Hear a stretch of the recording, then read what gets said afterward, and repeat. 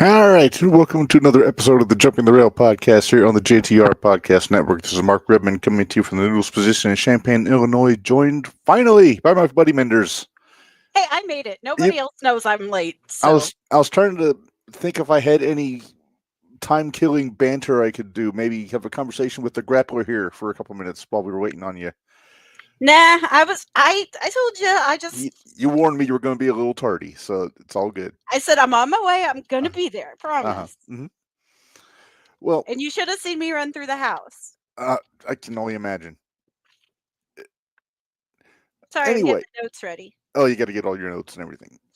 Well, we have some stuff to discuss, Minderz. We got to talk Bound for Glory. We got to talk Crown Jewel. We got to talk Wrestledream. We had a whole slew of releases this week from the WWE. We got to get into a little bit because that kind of affects where you live with the LFG people. It does, because there was actually a few of them handful. that I'm okay with it because I think they're going to be fine wherever they go.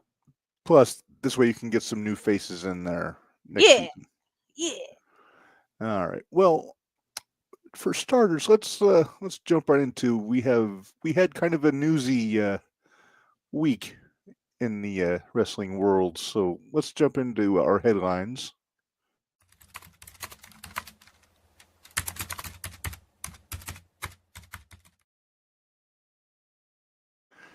All right, so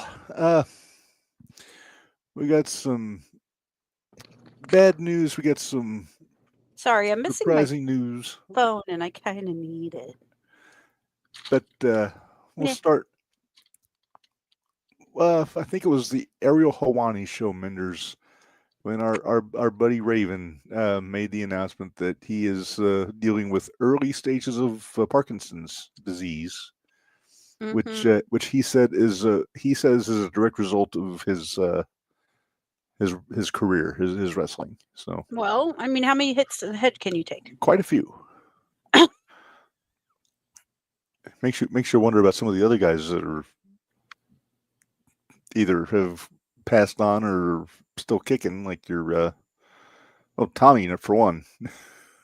But well, I mean, I could have told you that to an extent when I met. You told me. I didn't get the chance to talk to Raven at the expo, but you did. Yeah, he just kind of seemed a little out of it. Yeah, kind of how One Man Gang was. No, One Man Gang was hilarious. He was awesome. Raven was out of it. Jim Ross was just checked out. Hi, Mama. And he said, "Hi, Mama." Hi. Check the top shelf in the Thunder Closet, please. Check the top shelf in the Thunder Closet is not a sentence I thought we would hear on the podcast. I don't want to know. My phone. We can't find my phone. I kind of need it. Well, while you're looking for your phone, let's move on. Sorry. Yeah. So a follow-up from last week, Santos is back. Yeah. What was the point? Seriously? Expert negotiator Santos Escobar has re-signed with the WWE. I was like, okay. Everybody and their mother was saying, "Oh, he's going to AEW or he's going back to Mexico." Nope, just went back to WWE. I guess they came up with a number they liked, and hey, you got your phone. That's all I need. Thank you. All right. Yeah, Santos, seriously, I mean, you leave, you come right back. Okay, R-Truth, but no. There wasn't quite the groundswell of clamoring for him to be back as there was with R-Truth, though. I guess. And that's not a knock on Santos. Santos. That's all right. You know me. I got bones to pick with people today. You're kind of spicy today. I am. AJ's gonna appreciate it. Well, actually, is that gonna be for? Oh yeah, because it was Bound for Glory. Okay, I thought you were Bound for Glory. I thought you were going to talk about his work at House of Glory on last Thursday. No, I'll get to that one too. But I'll wait on that one till tomorrow. All right, moving in the shocker file. Kota Ibushi's hurt again. No. Sounds like he broke his leg on Collision. So if you're gonna get hurt on the show nobody's watching. Yeah, because that makes sense. And from what I'm reading, he says he's going to be out for 2 years, like a year for recovery, and then another year to get in What shape. the hell did he do to his leg? Just well, he was wrestling Josh Alexander, and apparently he broke his femur. Okay. That's a serious injury. I was just thinking because Ratty Daddy, he hurt his leg, and he said he's probably going to be out for at least through the year. Yeah, at least. If not, I think he's hoping. He's hoping mid-year next year. Mm-hmm. Well, you don't want to take chances. As a guy who's had leg issues, you don't want to mess around with it. You want to make sure it's perfect before you can get back in the ring. You mean like a broken foot? Well, been there, done that. Yeah, but a broken foot is a lot quicker to get. Well, I can't say a lot quicker because still you need a lot of time to heal that up. But as far as me 7 months. Well, yeah, but with a bad knee, that a torn knee is at least 8 months usually. Right, now, and 7 months is extreme for a foot. And Eddie Kingston just came back at the last pay-per-view. He had a broken leg. He was out for over a year.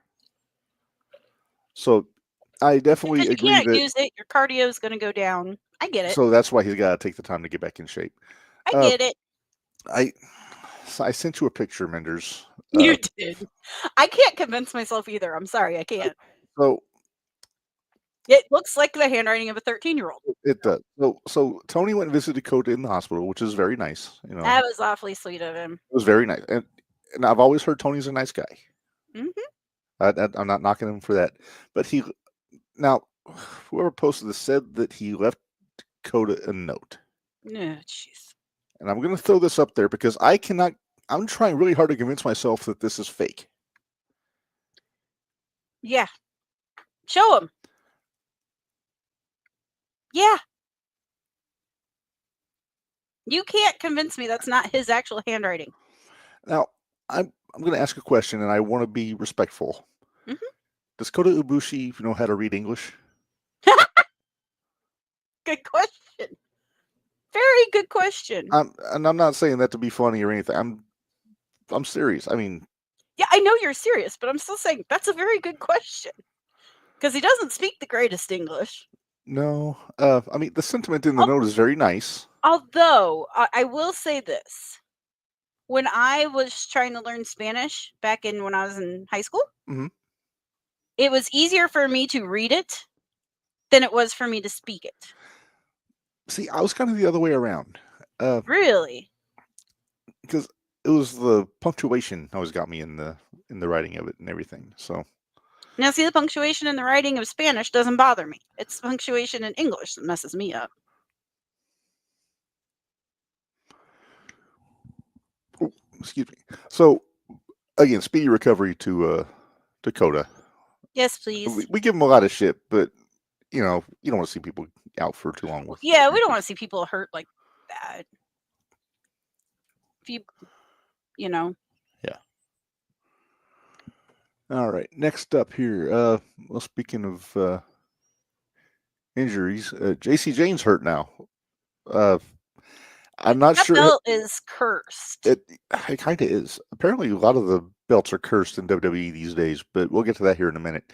Right now. They're saying upper leg, so I don't know if it's a quad. I don't know if it's a hamstring.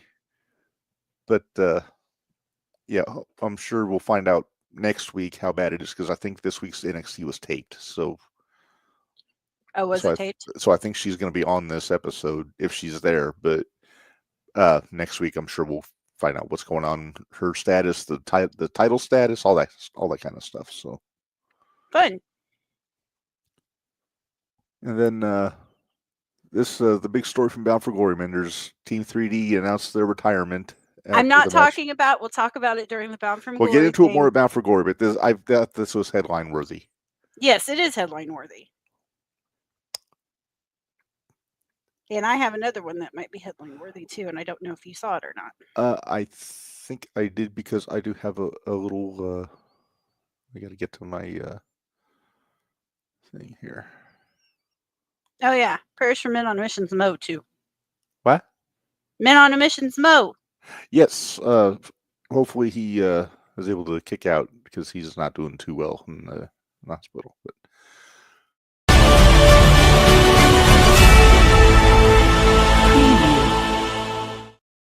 all right. So right before we went live, we had some breaking news that came across Facebook from Ringside News. Seth Rollins may be headed for surgery, and This is why you needed your whiteboard. no, actually, I was going to do the whiteboard before I knew he was hurt. Because there was a lot of moving parts we're going to get into when we talk about Raw. But no, the story goes he hurt himself at Crown Jewel in the match with Cody. If you watch Raw, he'll do anything to duck CM Punk. Now that's what I was going to say. Like, I need to see. You know how they say you need proof of life when you have like a hostage situation and all that stuff when. In the movies. He needs proof of injury. I need proof of injury. I need to see photos of the surgery. If this is a ruse, we don't trust this anymore. He's become the boy who cried hurt. Yes. But seriously, everything that we're reading says legit. And if you watched Raw yesterday, he was not moving that arm at all. No, he wasn't. And he was under that big heavy coat. I mean, it looked like an easy chair from 1977. But now, before I found out about this, that's when I was trying to think of the whiteboard because it all revolved around Seth. But I didn't have to worry about it so much. So right. All right. So that was our headlines, our newsy items, and all that kind of stuff. Can I add one more? Sure. Do I need the breaking news thing? No, I don't know if you saw or not over the weekend. Premiere was in a really bad car accident. They got hit head on. Oh, damn. SK's doing okay. Myers, not so much. He's okay, alive, but they had to put screws in his pelvis. So damn. Good wishes go out to those guys. If you can, 100%. jump on their social medias. We love those guys. Do they have pro wrestling tees? I think you have to contact them directly. That's the reason. Go to their X or go to their Instagram, I think. Okay, I was gonna say because I think you contact them directly, or they might have pro wrestling tees. I'm not 100. I'll double check. I'll say double check because if they do, I'll put up a QR code up here so you can go check out their stuff. But yeah, I didn't hear about it. To them. Yes. I was looking to see because that was what I was checking real quick. If you give me just a second, but I had to pull something else up. All right. Because I had to see if I could stump you again today. Mm-hmm. Well, along with the headlines, we do have some new champions to mention that we'll get into. Our boy Take, Konosuke Takeshita is the brand new IWGP World Heavyweight Champion. Which is awesome. Jr. I was surprised. I didn't know I know he said he wanted the challenge before Wrestle Kingdom, but I thought he was still going to get a shot at Wrestle Kingdom and win it there. So the fact he did it early is a cool surprise. Yes. All right. Next, speaking of New Japan, Yota Tsuji is the new global heavyweight champion. Beat Gabe Kidd for it. Nice. Looks like Kid Cash kind of circa 2000. Kind of does. Yoda's good though. He was in Los Ingobernables. Is like their young guy that came in. Let's see. Going to Crown Jewel, Stephanie Vaquer is the new women's Crown Jewel champion, which is awesome. And then Seth is the men's Crown Jewel champion. I lost the graphic for. That's Seth. All right. He gets to keep that belt, but right. he's gonna have to relinquish the other one. Okay. So trigger warning. Mm-hmm. That's the Premier's card. Oh, damn. They're lucky. So, and there's Bishop and Soup. Where was it? Was it in Kansas City? Bishop in Indiana. Bishop and I got in this is from Soup. Bishop and I got in a pretty bad car wreck on our way to a show in Indiana on Saturday. The other person was going the wrong way in our lane and hit us head on. Bishop is pretty beat up, and I had 4 hours successful operation yesterday in Indianapolis to fix a broken arm and get plates and screws in my pelvis. All things considered, we got very lucky. I'm in a lot of pain right now, but I'm super thankful for my friends, family, nurses, doctors, and their part in getting me taken care of. It goes without saying I will be on the shelf for a while, but I plan on attacking PT and doing everything in my power to set up a successful return down the line. In the meantime, you can support the premiere by buying merch. I will make sure to link some of the threads to this some to this thread later, and support the companies we work for. So as they post those, I will make sure we have them. Yeah, and we'll put them up on our Facebook page and our Instagram and all that stuff. So that's just crazy. All right. Well, Minderz, we got a couple more champions. Did not look. That card did not look fun at all. All right. Well, let's finish this up real quick, Minderz. Other champions, we got Hardy's won the NXT tag titles on Tuesday. Yeah. Steve Macklin, new international champion, got his belt back. I did like that one. I like that, Steve Macklin. I didn't think it was going to happen, but I like that. I didn't either. I thought Kaz was going to win. Mm-hmm. And then, of course, Mike Santana is the new TNA World Champion. Yeah, buddy. All right. Well, Minderz, I think we ought to check your brain because I think you're a little frazzled today. I am a little frazzled, and I apologize. That's all right. But running through the house right before 6 o'clock was not fun. All right. Well, anyway, you know what time it is.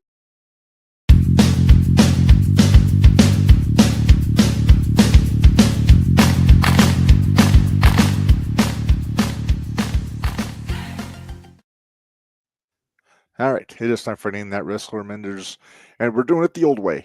I got an old picture. You got to guess who it is. We're not doing the silhouette of a man this week. Okay.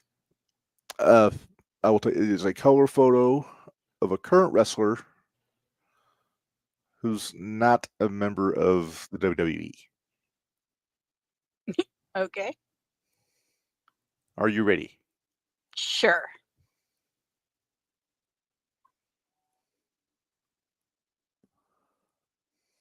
Well, that's a strapping young lad. Yeah. He's built. Mm-hmm. It's one of the guys from AEW. It has to be. It's not Ishii. Would you like a hint? Yes, please. He's not this jacked now. He's not. Okay, so it's not Ishii. It's not Kota. It's not. And it's not Takeshita. Another hint? Yes, please. He has way more hair now.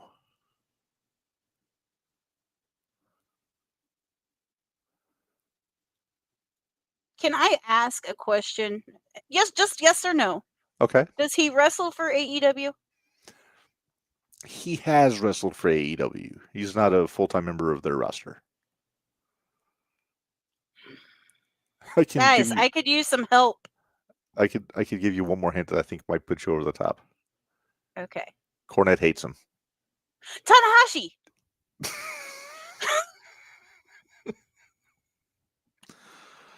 And Cornette doesn't hate him, but he doesn't hate him. He doesn't think highly of his work. Are we going to talk about that one? The PWI 500? And Corny's responses to some of those? I told you. I wanted to snack him for a couple because I'm like, dude, if you actually seen him, if he saw Minderz, he would like Minderz. I don't know about Marshall Mathers though. Yeah, I'm not too sure about you. Marcus Mathers. Marcus Mathers. I'm sorry. That was a Freudian slip. I apologize to Marcus. You cheeky bastard. No, I seriously did not try to do it that. No, sure you didn't. Okay. All right. Are you checking my brain, Minderz? Yes, I would like to check your brain. All right.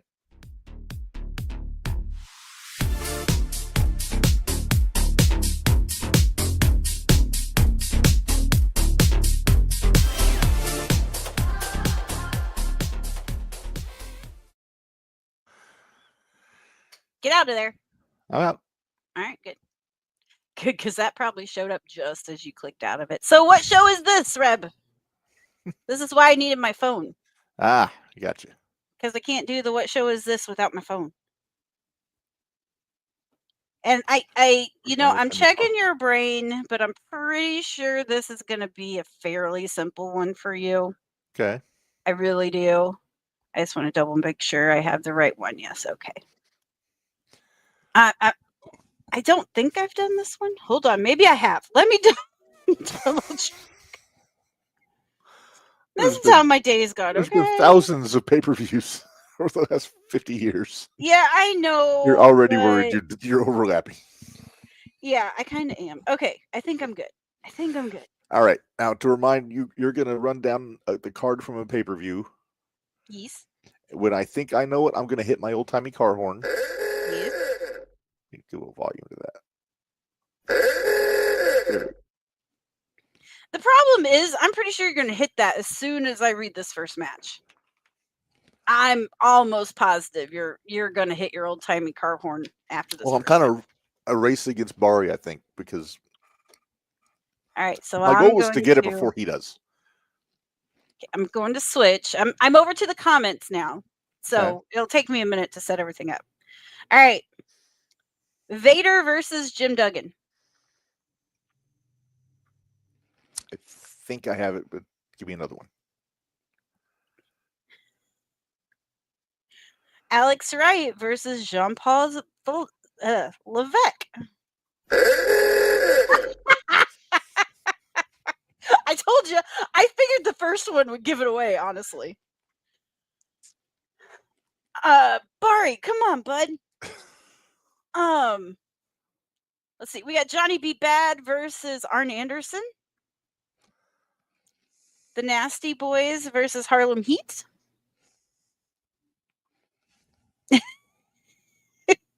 Mr. T versus Kevin Sullivan. Wow. Yep. I forgot about that one. Yep. Sting versus Avalanche. Uh-huh. And Hogan versus the Butcher. And Bari, yes. Reb. Mm-hmm. What is it? That is Starrcade 1994. There you go. Also, Savage's debut after the main event. Ah. And I believe Johnny B. Bad and Arn was a boxing match. Or boxer versus wrestler or something like that. Something stupid? Yeah. Hold on, let me go back and see what it said. Let's see, results. It just says a singles match. Okay. But here's the fun part. How long do you think that match went? 5 minutes. 3 minutes and 50 seconds. The longest match on that card. Longest match. Mm-hmm. 17 minutes and 49 seconds. It was Hogan, wasn't it? Nope. That was probably Sting. Nope. Don't tell me it was Wright and Hunter. No. It wasn't T and Sullivan. Nope. T and Sullivan was 350. Sorry. Okay, tell me what it was. It was Nasty Boys and Harlem Heat. Mm. Which makes that sense. Works. Tag that match. Works. It's a tag match. Makes sense.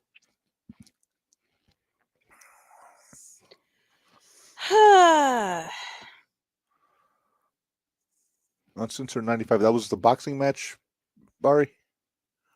Yeah, that's the man to ask, not me. I'm just going off of what Wikipedia tells me. And for that the record, I think wrong. Bari and I might have tied because I had it after the first one, but I wanted to be sure before I hit the old-timey. Because if I do it right off the bat, then it's no fun. Well, I just had a feeling when I saw what the first match was, I was like, damn it. Because that was Vader and beating Duggan for the U.S. title. Yeah, but the one that caught me was the Alex Wright versus Jean-Paul Levesque. You've seen Jean-Paul's promos, haven't you? Mm-hmm. They're frightening. It's a comically bad French accent. Really bad. Arn hit Bad with the DDT as he was getting back in the ring. I love Arn. He's so smart. Mm-hmm. All right. Now we move on. All right. Well, Minderz, we got a choice. You want to get into Hoots and Judy's, or you want to get into Expo stuff? Expo. Expo. All right. Hang on, yeah. Did you see what? Okay. Oh wait. Woohoo! So we got some new names announced. This past. Did you see the other new thing that they're doing? I heard that they were going to announce something. I didn't get a chance to see what it is. Oh, they did. Okay, I've got that news. Okay, well, let me run down the names that we got announced in the last week before we get into that. So I kind of knew this because he told me at the GCW show, but Matt Cardona is going to be back. Dude, we knew. It's not exactly breaking news, but they announced it, so we got to put it on there. Mm-hmm. I'm very excited for this from Minderz. Eddie Kingston's going to be there. I figured you probably fanboyed out. I need to get an updated picture from the one I got in 2007. There you go. Yeah, that might not be a bad idea. Yeah. When Cardona's there, Brian Myers is going to be there. Yeah, he's not usually too far away. No. And where you get Myers, you get Swoggle. Yeah, just about. I feel like I've seen him a lot this year. Yeah. Yeah. This is actually cool. And I told you, Minderz, I want you and my wife to get a picture with the Big Show. Yeah, because you want the chuckle. I do. I'm going to get a picture with him, too. I got to give him a set of my belt. Oh, yeah, that's right. And then we were talking about Santana. Ortiz is going to be there. I know. I kind of wonder then if Santana's out, if there's any way he would not go because Ortiz is going to be there. Well, they just keep their distance. I mean, yeah. I think they have a professional courtesy about them. They're not going to get into a fist fight like Moxley and Darby did at the friggin' HorrorCon, whatever it was this week. That was probably staged. Anyway. Yeah. Well, no shit. But then the last name that they announced is for everybody. Dennis Rodman is going to be there. The Worm. Yeah. The Worm. That's an off-putting picture of the Worm.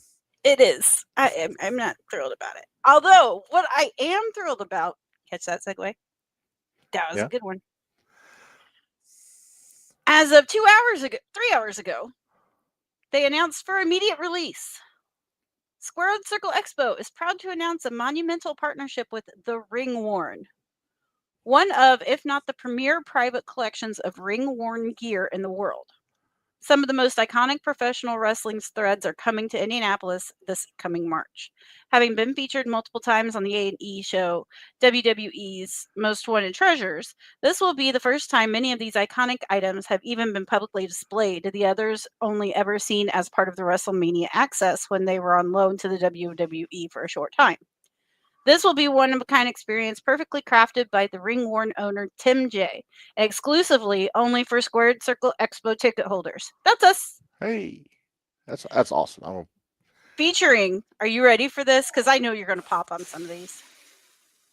Featuring iconic ring gear worn by the likes of Ric Flair, Macho Man Randy Savage, Owen Hart, Mick Foley, Bobby Heenan, The Ultimate Warrior, Jeff Jarrett, Bret Hart. I hope they mean the suspenders. Right. Legends that are still with us, icons that have been and will be a part of Squared Circle Expo, and the architects of this business that are no longer with us will be featured on display for viewing and even photos. I won't lie. I'm hoping for some Andre. Oh, that'd be awesome. That would be so cool. I wonder though. Okay, so in like the little picture, like they have, they have like Macho Man. DiBiase, I see. Yep. Yeah. I gotta keep going over.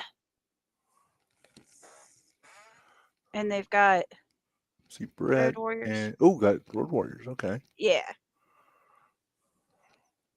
So I think that's going to be pretty freaking awesome. That's going to be great. I can't wait to see that. So there's all my latest. That's all I know from Squared Circle. Because we now watch it like hawks. Because, all right. We do. We need to make our list of who we're going to meet, who we're not going to meet, who are. Well, basically, from last week up until March, we're going to talk about the Expo every week, probably. Yep. There'll be at least a little segment. I think that's why Heather likes us. Mm-hmm. We plug the crap out of her event. So we need to talk to Miss Heather and make sure we get press passes this year. Yeah. But. All right. Well, Minderz, let's move on here. Get to some. Wait, can I do one birthday or do I have to wait till birthdays? Oh, we got birthdays. That's right. Go ahead. I want to give a shout out to Dad, Grandpa Joe, Dad Joe, AJ. Oh, Joe Kazana. Mm-hmm. Yep. Big happy birthday. His birthday was yesterday. Yep. He's a cool dude. He is awesome. He wouldn't let me come by the house, but. To be fair, would you? Probably not. I don't know. Is AJ going to be there?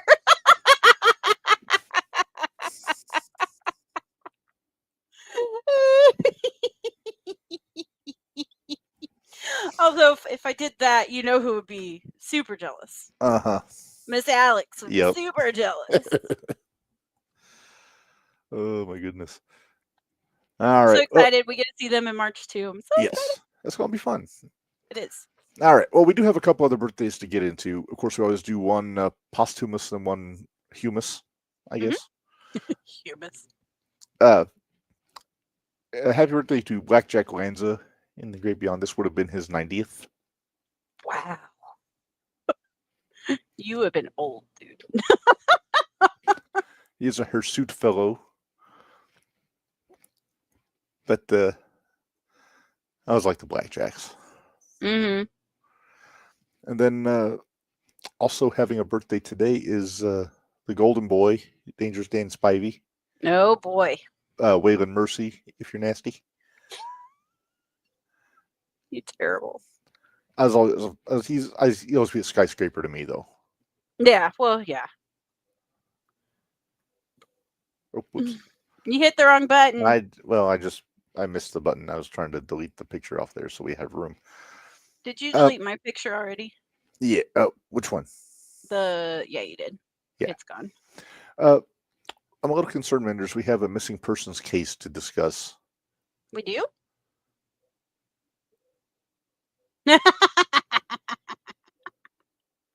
Okay. So he shows up, 3 weeks ago on Dynamite? Yep. Haven't seen him since. They had the big Don Callis birthday thing. Did you see the video of that when Takeshita was on the TV, like talking, and then Okada turned the TV off? Oh, no. But Andrade was not there. Oh. So I'm a little concerned. We haven't seen Andrade since the first week. Who'd he get in a fight with? Did he punch Sammy again? Maybe he punched Sammy again. Oh my goodness! So yeah, if anybody sees Andrade, please let us know. Let us know.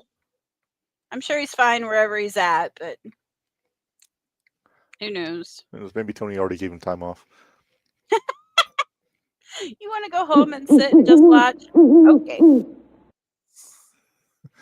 All right. Yeah, we're gonna keep things rolling, Minderz. We got our good hoot of the week here. As I say, what usually takes us a half an hour to get through is now taking us 45 minutes to an hour. We're taking the time so we don't miss anything. Yeah, that's it. All right. Well, I'm gonna go first on hoot because mine came first. Okay. My co-hoots this week from we both did co-hoots this week. We both did co-hoots, but both only one Judy. So yep. But my co-hoots, I went with AJ Styles and John Cena. That was a hell of a good match. It really was. CEA? Who's CEA? Huh? Oh, I can't see the end. I can't see the end either. We'll get into that match more when we talk about Crown Jewel. But yes, please. So good. Yes, please. Because that was so good. Yes. My co-hoots, I had to give them something because the match was too good not to be spoken about. I have thoughts. Oh, I do too. Don't worry. I have thoughts. But I will hold my thoughts off until we get to the Bound for Glory stuff. But I went with Javon Evans and Leon Slater because holy shit. They bouncy. They real bouncy. But you know what? They might be real bouncy, but a lot of it made sense. I Yeah. was okay with the psychology of the match. We knew what we were getting, and they made it work. They made it work. I enjoyed it. I'm a fan of both, especially since we saw Slater at GCW a few weeks ago. Well, I'm sporting redacted today. I see that. Sean's right on the ball. Sean, this is what happens when you're late, man. Yeah, this is what happens when you're late. You miss all the good stuff. All right. All right. Let's see. Judy. Say her name and she appears. There's Judy Martin right there. You know what? I feel kind of bad. Uh-huh. Neither one of us went for the low-hanging fruit for a good Judy of the week. I mean, the one that was mentioned in headlines? Uh-huh. Mm-hmm. Yeah, I started to kind of be upset about mine, but I think mine deserved it. But you go ahead. You do yours first. Well, again, mine was chronologically first. Yep. We got a return, Minderz, at the Big House of Glory from With Glory Comes Pride show on Thursday. After Indy's title defense. And Indy Hartwell almost got Judy because she put the work in this weekend. She did. She had a hell of a week. But Indy got jumped. And who came out to make the save but a returning Alley Catch? Yay! I was so happy. She's back. She's back. She looks good. She's moving well. She laid a whooping on somebody. Clay and I were watching Hog out in House of Glory out in the shed, and he was like, okay, who's Alley Catch? So I had to explain to him who Alley Catch was. Which, that was interesting. Yes. And I'm still going to make him go back and watch the Hammerstein. Oh, don't make him watch the injury. Yep. He wanted to know what happened. There's no other way to explain it than to show him. Just make sure I'm not there when you show it, because I can't watch it again. You won't be. I'll make sure I do it when you're not here. Thank you. Mm-hmm. All right. But yeah, couldn't be happy to see Allie back. Hopefully she's back in GCW soon. Hopefully. You know, there's a title that kind of needs a new champ. Love Effie, but that was what it was building to. Yeah, it sure seems that way. I'm ready. I don't know. JCW might need a new champ before too long. Might. Anyway, digressing. Minderz, your Judy. My good Judy of the week actually was on. I really enjoyed Bound for Glory, so I went with Bound for Glory again for my good Judy. I'm going to give it to Alicia Edwards. Because, damn, that girl took an ass kicking. She really did. And not just from Tasha Steelz, from the whole group. Yeah. She took her lumps. Assholes threw her down in tacks, and then that 450 that was supposed to happen that didn't. You know, Ali could have got hoot for this week also. Between NXT and Bound for Glory. Yeah. Digressing, anyway. But no, Alicia has improved. Like I said, there were a lot of good choices for hoot this week. Yeah, it was a hoot heavy. It was a hoot heavy week. Yeah. Oh boy. All right, so we'll move on to Stooge. We had all the good ones. Now, I was so close to just giving Stooge to the entire Milwaukee Brewers organization after this weekend, but I decided to stick with wrestling. And during Crown Jewel, I sent you a message during the main event. Do you remember that message? Maybe. Something to the effect of Cody killed his own finish. Yes. Cody Rhodes is our Stooge of the week this week. Yeah. Because he gave Seth a really pretty crossroads off the top rope and let Seth kick out. Yeah. Yeah. That After happened. I saw that, I thought he deserves to lose.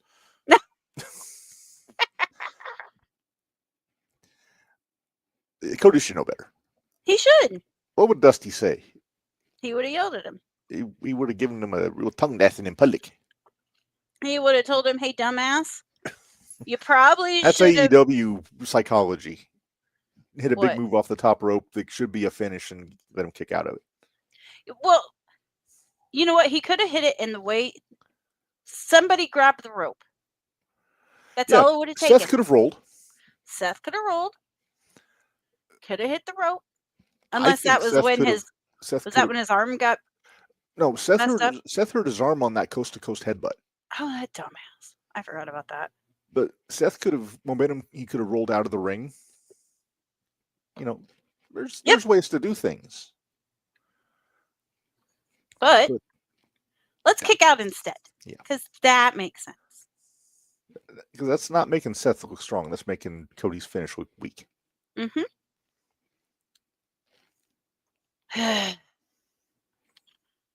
Crap! I forgot to give. That's what I thought about that. I'm sure I forgot to give sugars. I bet Barry thought this. Probably. I could see him making that face too. Uh-huh.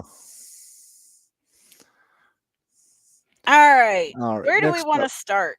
All right. So we've got. I have notes from Bound for Glory. I have some notes from Crown Jewel. Well, let's do Crown Jewel first, because again, that was the first match of the first show of the day. Okay. We're not going to do. We'll wait and do House of Glory tomorrow. Yeah. Or are we even talking that? We could talk House of Glory tomorrow. We didn't make picks on it, but. You made me angry. I do. House of Glory, period. You made me angry. You sent me a message. Why am I watching this again? Yeah, I did. I was like, why am I watching this again? Well, you need to watch these two matches. Okay, why?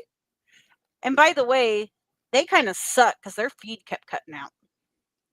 Yeah, for several minutes. Yeah, it was bad. Next time anybody complains about Netflix and WWE and ESPN and WWE, yeah, no, bite me. House of Glory was worse. And even in the replays, they still have all of it. Yeah, because I was watching the replay and it was still doing it. Oh, excuse you. Excuse me. Sorry about that. Let's see. Okay. All right, so Crown Jewel. I want to make sure that I had them in order. Okay. All right. I thought this was an excellent show. It was very good. I was pleasantly... I got up early to watch it live. I happened to wake up, so I went ahead and watched it. Well, the cat usually makes me get up at least by 6 o'clock. Yeah, you got to feed the kitty. I forgot. But no. All right, hold on. I'm gonna keep track of how we did. Okay. Well, I still have the graphics with our picks on it. So. Yeah, I know, but I want to keep track of how we did overall. Okay. Like, remember, Scott asked us if we were going to start keeping track of how we do on pay-per-views throughout the year. How many we predict, how many we don't. Mm-hmm. Okay, Reb. We'll do better come January, but we'll kind of get into the. I gotta get into the habit of doing it. All right. So match number 1, Minderz, was Bronson Reed versus Roman Reigns. I didn't do well on this one. I did just fine on this one. Oh, I'm sure you did. Because I picked Bronson. You did. I counted on fuckery since it was an Australian street fight. Yeah. And then I kicked myself because I forgot he's Aussie. Yeah. But so I kicked myself after I did that. I was like, shit. I wasn't quite planning on Jey Uso putting Roman through a table on accident. Yeah, nope. Wasn't expecting that one. My favorite part of the match was afterwards when Roman was giving them the business, like. Yeah. It's like, I don't want to see you fools till Christmas, he says. Yeah, I don't want to see him. Okay, all right. But they never listen. Very telling. He said, nobody thinks I can do this shit by myself. Well. He has a lot of reputation rebuilding to do. And sure does. So, but does this mean... So I wonder what this means. Well, I guess we're going to have to get the whiteboard out later and figure it out. But we'll get there. All right, so let's get through this so we can... All right. So, Minderz, I thoroughly enjoyed this match, though. I did, however... I am giving it 3 sugars. All right. It did what it was supposed to do. It elevated Bronson. And there were other matches that I thought were better. Agreed. So that one got 3. Okay. Well, I gave it 2.5. Okay. So you not gave it too 2.5 far. sugars? Oh, shit. 2.5. There you go.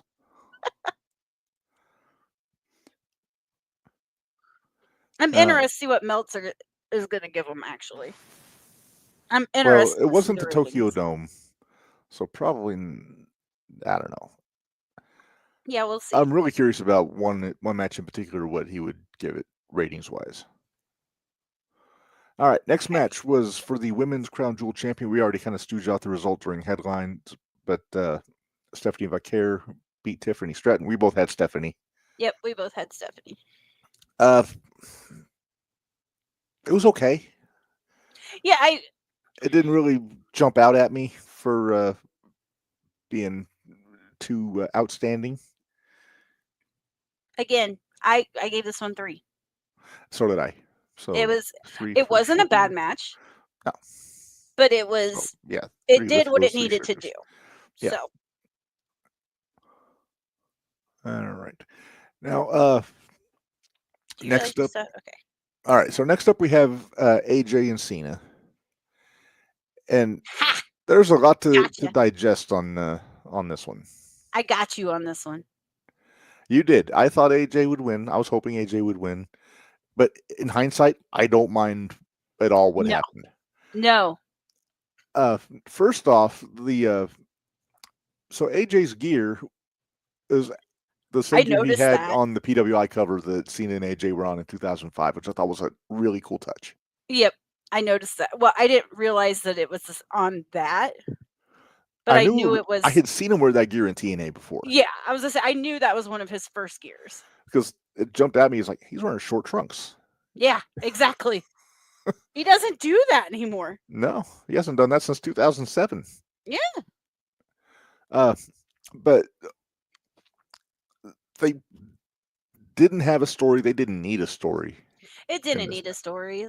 Like, they built it up as the fans wanted it, and I was perfectly fine with that, especially with Cena only having, 4 nights left? 4 appearances after that match. Yeah, 4 appearances left. So, yeah, I mean, basically everything from now on out, I don't think Cena's really going to have a story other than the Brock story. So, if that. Yeah. I dug the they were really heavy on the tributes in this match. Cena was doing all the WWE guys, AJ was doing all the TNA guys. Yep. Michael Cole almost got stooge because he tried to pass off the super kick as being the Shawn Michaels tribute when it was clearly a James Storm tribute.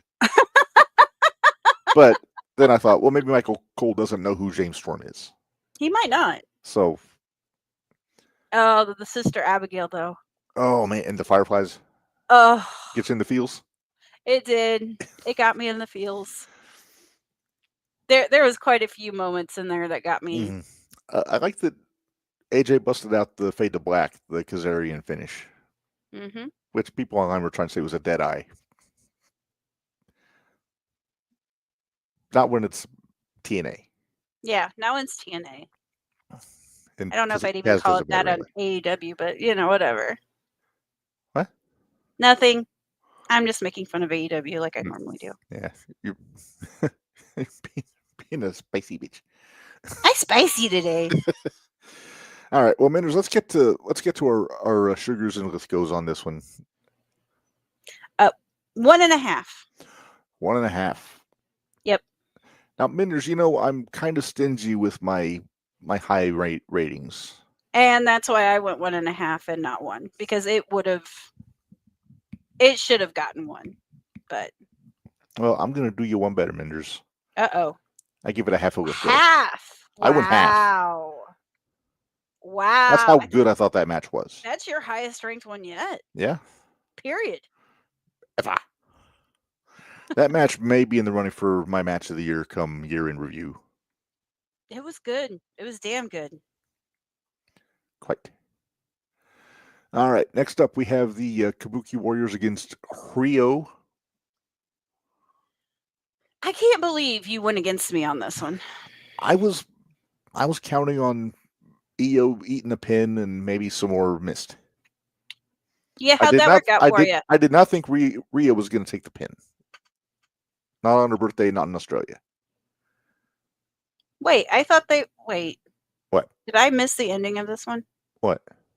I thought they did win. No, I meant take the pin as in be pinned. Right. Who won this? Rhea and Io. That's what I thought. Okay. Yeah. Oh, you said... Okay, never mind. Technically, Io got the pin because she hit the moonsault. Right. Sorry, okay. The way you said that, you had me all I worded it poorly. Kerfuffled. I apologize about that. This was not my favorite match on this show. I thought it could have been better. It could have been way better. In fact, I gave it 4 sugars. Now, it's really something when you're given a match with Io and Rhea of 4 sugar, and Asuka, right, a 4 sugar rating. I was, you know what? And I wonder though if it's because of the emotional high that I came off of with AJ and Cena. With AJ and Cena, that one just didn't. It didn't hit with me. I'll put it that way. I was a little more generous. I gave this a 3.5 Lithgows. Okay, still half a Lithgow. Half a Lithgow from what I had. Yeah. So. All right, and then the main event, Men's Crown Jewel Championship, Cody versus Seth 4. We both had Seth winning this one. We did. I did not see them having Cody win this thing twice in a row. I know he won with a foreign object, but still theoretically it was a clean win, no fuckery. Well, you know why? Because Paul told the boys to stay at the back. That he needed to do this on his own. And he did. Which kind of set up what happened on Raw, which we will get into later. I think the beginning of Raw set up more what happened at the end of Raw. But I thought this was right up there with their best match. This is up there with their WrestleMania match. Oh yeah, I like this match. Yeah, I enjoyed it immensely. I'm giving it 2.5 sugars. You gave it 2.5. Let's see, 2.5. Okay. I liked the psychology of using the watch as a weapon. I actually gave this one 1.5. Oh wow. Okay. I was high on this one. Again, super crossroads kick out thing notwithstanding. Right. That made you so mad. Well, I was not happy. Oh, if people could only see our chat sometimes whenever we're watching this stuff. Especially, be it just you and me or the whole group. Well, just you and me whenever we're talking, especially the independent stuff. How many times do we just text the word legs? Yeah. We text legs a lot. That's it. Legs. That's all we text. Or fucking blow me. That's about the 2 things. Oh, I about got it, didn't I? What? No, you're good. What was that? I was reading something on my... Oh. I thought I almost got a spit take. No, you're good. Oh, okay. Minderz, how many sugars do you give this pay-per-view? The whole show. I'm going to go 2.5. 2.5? Yeah. Okay. It was one of their better ones. It's definitely an upgrade from WrestlePalooza. Dear God, yes. See, and that's crazy because the match that saved it then was Io and Stephanie. This was my first time watching a pay-per-view in Canada. But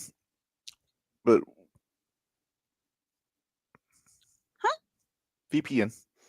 Okay. Watch it on Netflix. I forgot. Okay. Thanks, Stephanie McMahon, for the idea. And I'm in good company. Bishop Dyer does the same thing. So I gave this pay-per-view 2 Lithgows. This top to bottom, I thought it was very good. It was a strong card. It was very strong. It really was. Even with everything that kind of irritated us, it was still... They made up for it. They really did. That was the fun part about it. Yes. Let's see. I need to organize this so I have them in order. I'm glad you have them in order. I don't have them in order, but I have notes. I have notes. You are really trying to figure it out, huh? I'm getting there. I'm not sure how. Okay, so, Reb, for Perth, for whatever, you went 3-2. Okay. I went 4-1. Nice.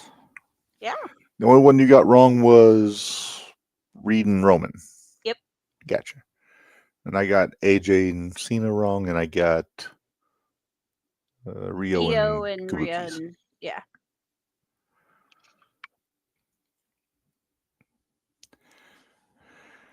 I don't mind taking a hit on that one. That's all right. All right. So I did not watch the pre-show for Bound for Glory. I didn't either, but I think I'm going to go back and watch it because didn't they do the Hall of Fame? They did. The Velvet people, the Beautiful People, and Mickie James all went into the Hall of Fame. I want to see Mickey's speech. So yeah.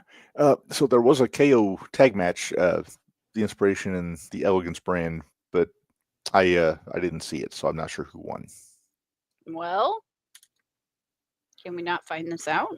We can. I just forgot to. I'm assuming. I'm going to assume that the Inspiration one. Hang on, I'm on it here. So are you on it already? Let's see who gets there first.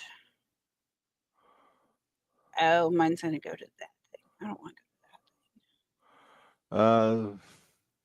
The Inspiration retained. I figured they probably did. Yeah.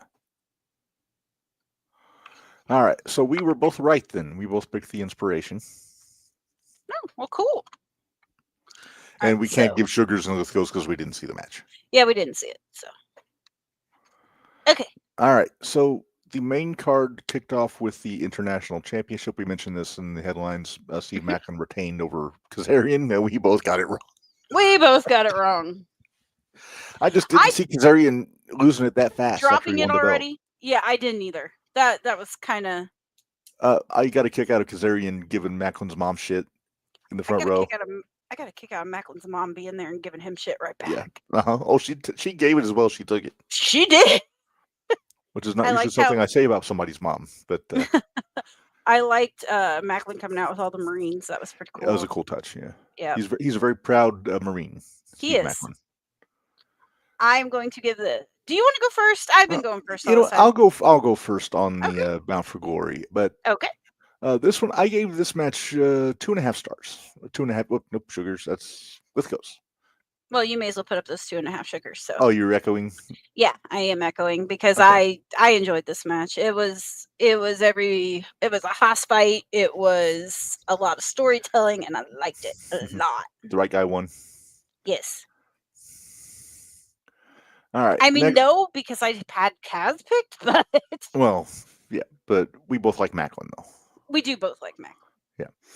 All right. Next up, we had Tessa Blanchard versus Gia Miller.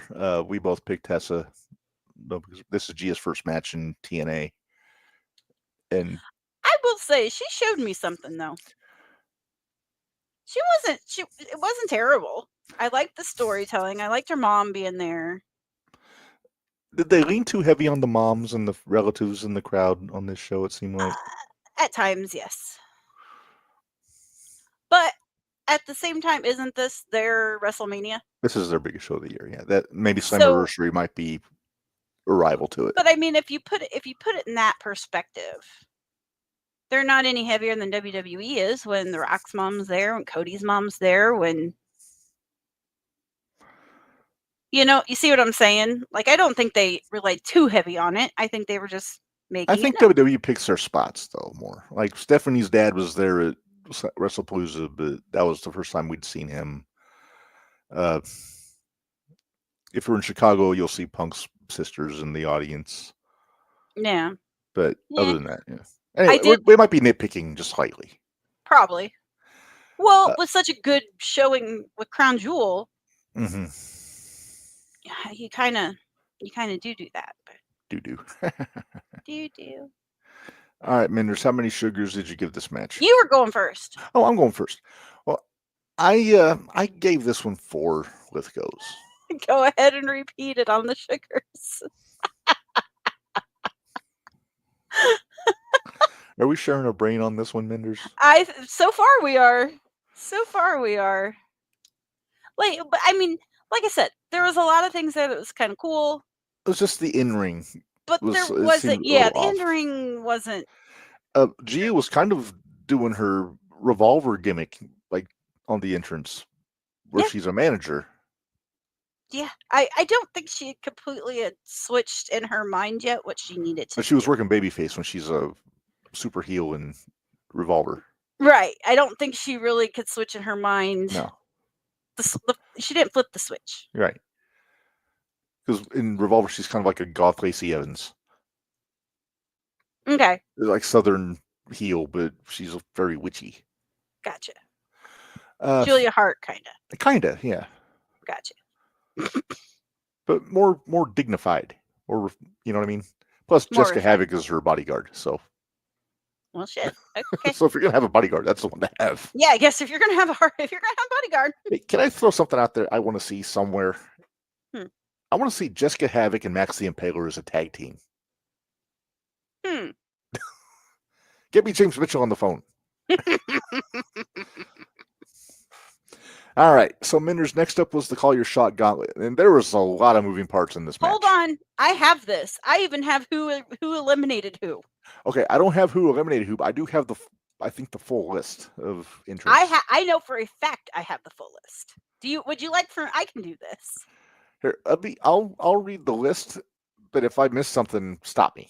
Okay.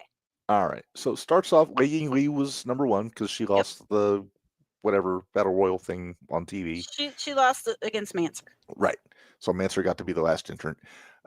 So Wei Ying Lee and Mara Sade started. Mara is the former Jakara Jackson that we saw on NXT last Tuesday. Then Ryan and Nick Nemeth came in back to back. Mm-hmm. Then Cedric Alexander. Yep. Rich Swann. Yep. Flop. AJ Francis. Okay. Did you hear the disdain in my voice when I said that? The fact that you said that, where I have 7 Flop Gala. All right. Travis Williams, who's I have no idea who this he's part of a tag team. They came out, they did like a coin flip to see who would go in. This guy won. That was Saint and Sinner, I think. Yeah. And whoever this BDE is. BDE, I'm guessing that stands for Big D Energy. Yay. Because that's a hip term. The Rascals all came in as a group. Yes. Which confused me. Well, Santino allowed it, so. 3, 4, 5, 6, 7. You're to number 11. Okay, that's to make sure I had the right number. I had 22. So that's where you get the 22. That's where you get the 22. Yeah. Right. Myron and Wentz. So I don't know which one was officially entered, but all 3 of them went in and Santino gave it the okay. Well, they had all went and talked to Santino if they could all go in as one. Gotcha. Okay. Yeah. There might be another one before too long. Might be. Danny Luna was next. Yes. From Spitfire. Eric Young. Mm-hmm. Jake something. Rosemary. I popped. You popped for Jake? I did. Yeah. I like Jake. The Hometown Man. I popped for Rosemary too. Yeah. Did you pop for Hometown Man? No. I know you popped for Zach Clayton. I did. I did. And it wasn't for Zach Clayton. No. Who was with Zach Clayton, Minders? Guido and his feet. Little Guido Maritato and those gunboats he calls feet. Yeah. Which we say with respect. Yes. Okay, after Zach, Frankie Kazarian. And this is where things got confusing because Kazarian comes out. I wrote it down. Okay, run this down for me. Okay, Jody Threat was who it was supposed to be. Uh-huh. Kaz came out and attacked Jody Threat. Uh-huh. Then talked to Santino, or he argued with Santino outside the ring, and ended up taking Jody Threat's place because she was too injured to go on in. Right. Okay. So Kazarian goes in. Then after him is Santino.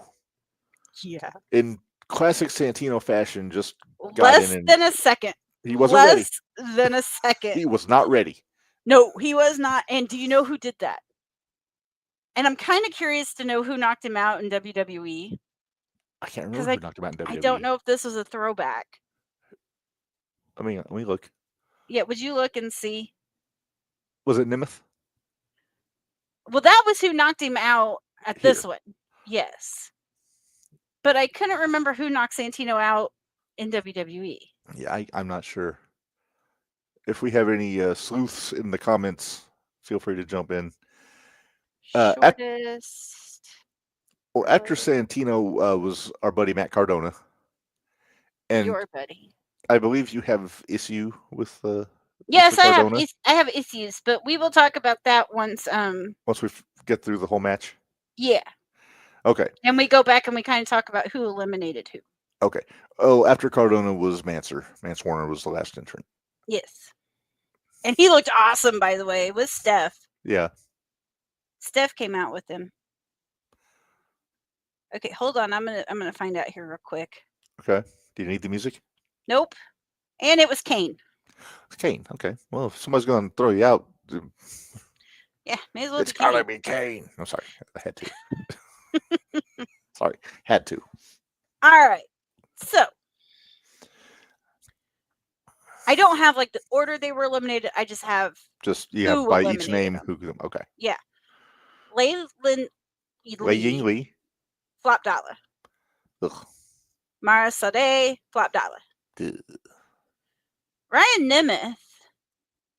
Well, do you want? I know that one was later. Do you want me to wait on that one? No. You just go ahead and run it down. Okay. Nick knocked out Ryan. Naturally, classic tag team partner elimination. Right. And brothers. Cedric got taken out by Eric Young. Mm-hmm. This one surprised me because Rich Swann showed up when he was there, and he got knocked out by Flop Dollar. Yeah, who's his first class buddy? Yes. Then Flop Dollar got eliminated by BDE and the Rascals. Travis Williams was eliminated by Eric Young. Okay. BDE was eliminated by Eric Young. Trey Miguel was actually eliminated. Oh, yeah, Trey Miguel was eliminated by Cedric.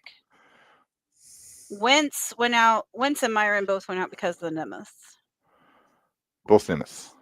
Because it was like they tag teamed in the and both of them went out. I got you. Danny Luna was taken out by Hometown Man. Oh. EY was eliminated by Cardona. this one broke my heart. Jake Something got taken out by Hometown Man with an assist from the Mist from Rosemary. Oh, yeah, because Rosemary was trying to get Hometown Man, but he ducked. Yep. Rosemary was taken out by Danny Luna. Okay. Hometown Man was taken out by EY. Zach Clayton was taken out by Cardona. And then Guido jumped in the ring. And Cardona took out Guido too. I didn't like it. Guido kind of had it coming if he jumped in the ring. Santino, Dolph, we discussed that one already. Mm-hmm. Cardona got taken out by Manser. Which, if you're a GCW fan, that's a nifty little Easter egg. That is. But Manser got taken out by Cardona. As recompense. Yep. Hey. So that because Cardona's a babyface. So that then leaves Nick Nemeth and Kaz. And in a gauntlet, that means that they had to go till there's a pinfall or submission. Correct. Which, by the way, I would pay money to watch this one-on-one match. Yeah, legit. Like a legit one-on-one? Without a gauntlet, just give them... continue with your breakdown. So they started fighting. They ended up, what was it, a suplex off the suplex? The classic superplex with the grapevine legs. Yeah, and so both Dolph was covering Kaz was covering Dolph. There were two. All four shoulders were down. all 4 shoulders are down. 2 officials out there, so they count. And then they looked to Santino because I was thinking, okay, they're going to restart this and they're going to go again. No, they didn't. They didn't. Santino They pulled a called Jack Tunney 1994 Royal Rumble.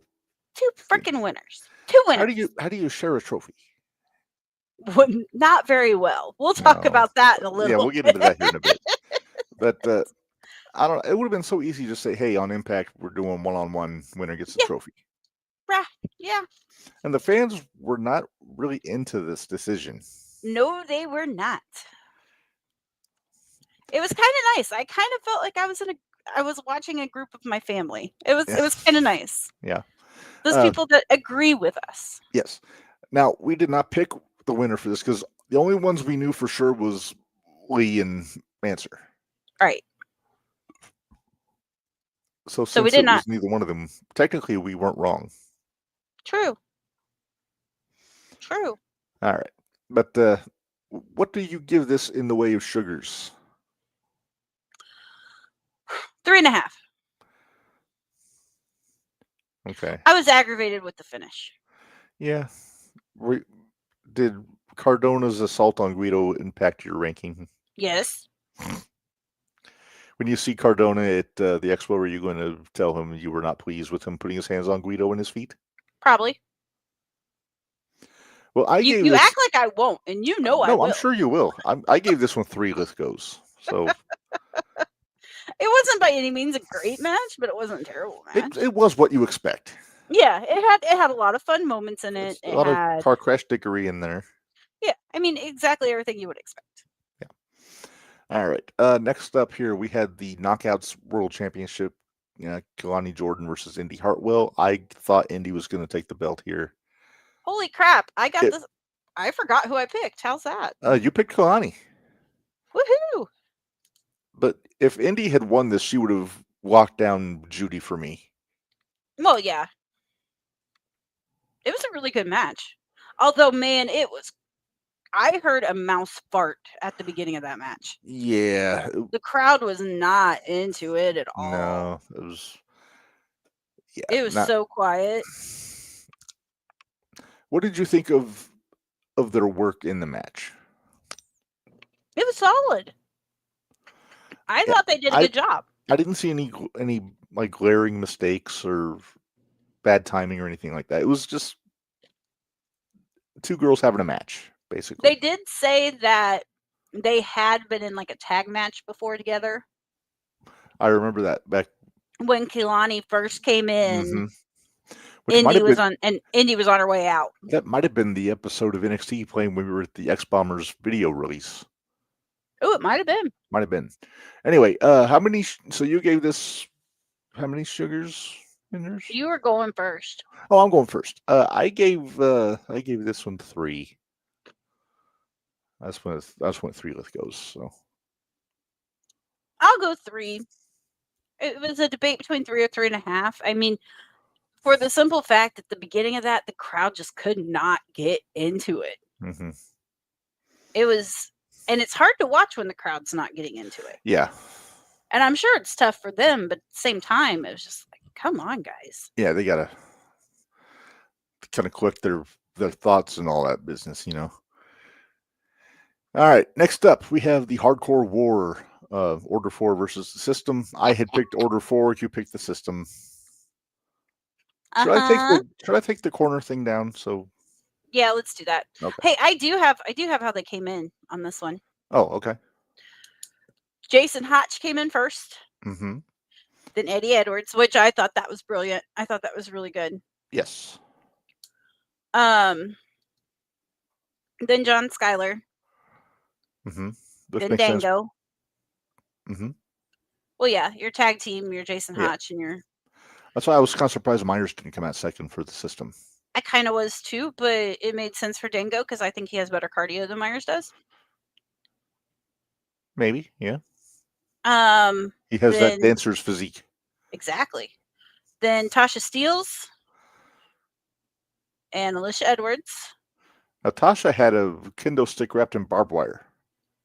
No, she didn't. What did she have? Well, she pulled one out later in the match. Yeah, because Alicia Edwards came out with Kendra the kendo stick.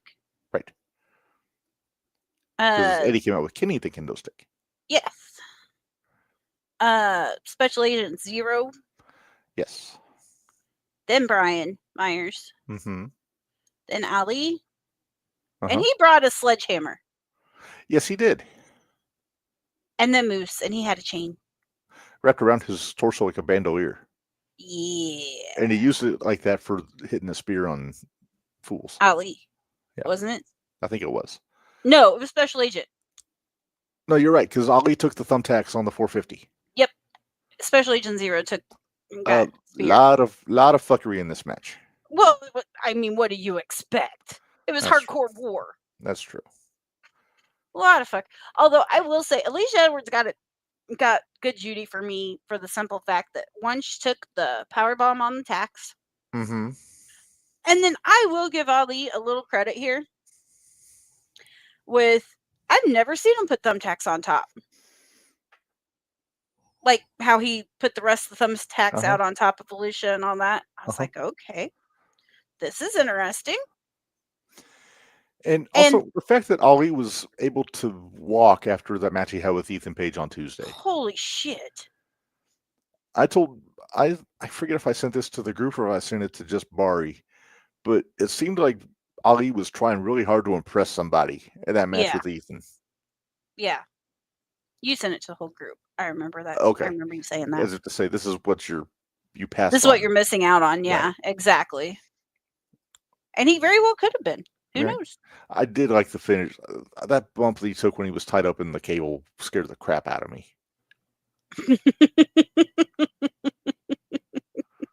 What? Yeah. I was trying to decide how the cable got so tied up around his legs. Like it got caught in his shoe or whatever. And I was like, what? Right, it was like around his toes. Maybe in his kick pad or something. Yeah. Yeah. How many Lithgows did you give this one? I was a little more critical of this one. I thought about giving it.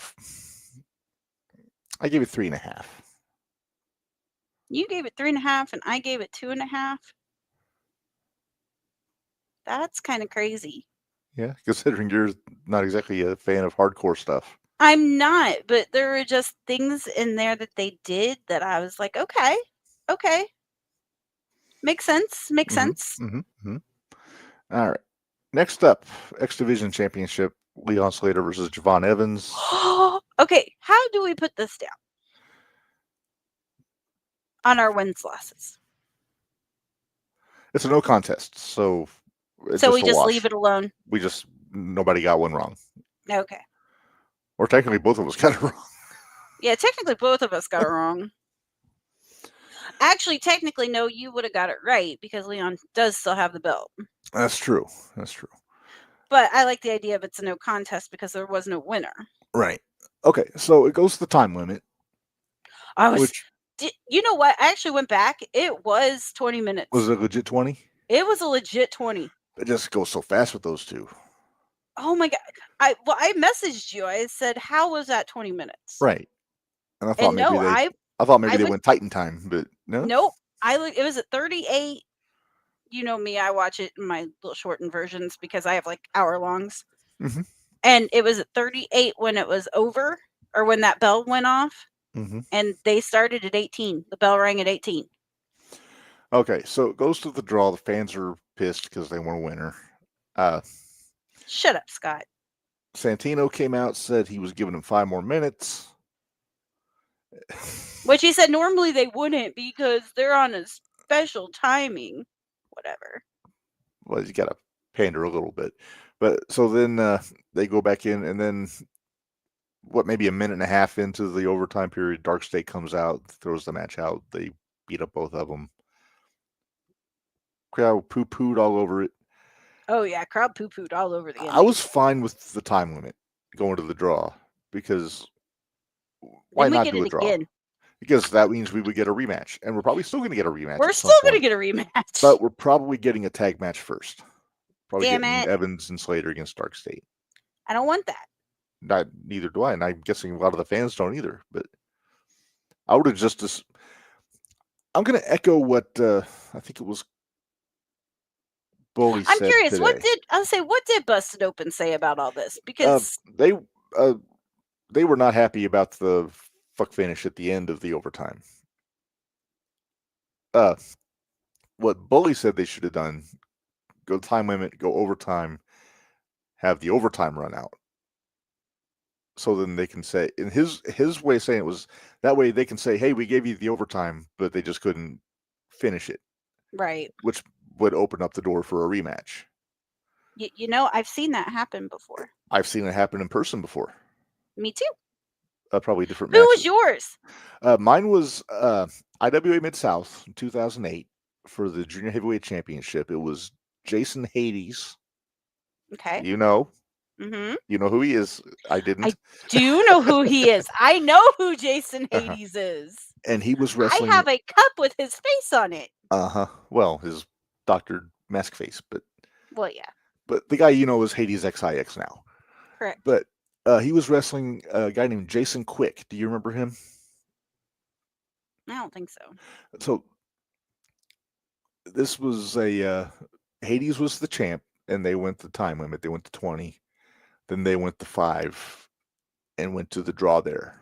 And then they no contested it. And then they started, then Quick turned heel like the next show. And they kept the feud going through TPI. They had a I Quit cage match where the loser lost his first name because they were both named Jason. Let me guess, Hades lost. No, Quick really? Lost. Yeah. So then Quick changed his name. He went by Carter Gray after that. Okay.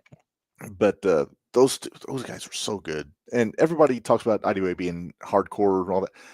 They had some really good wrestlers that would come in there. They had Quackenbush, they had Kingston, they had like Dingo, Hades, Hero, Trick Davis, guys like that all would come in there and do this. That's what the TPI was built on, was technical wrestling. Well, this might shock you. Uh-huh. But the one I saw was at 01 in January of 2020. Oh. Yeah. Can I guess who? Sure can. Jimmy Carrot? And? Jake Lander. Damn it. Yes. I had a hunch. They went to time. Jake was the champ. They went to time limit draw. Then they did 5 more minutes. 5 more minutes went to time limit. We were supposed to get a cage ladder match. Oh, are we glad they didn't? No, not really, because then every other time they had a cage or a ladder match, it was always multiple people in there. So we never got Jimmy our falling off one-on-one. of something. Well, yeah. So I'm guessing that didn't happen because of the pandemic.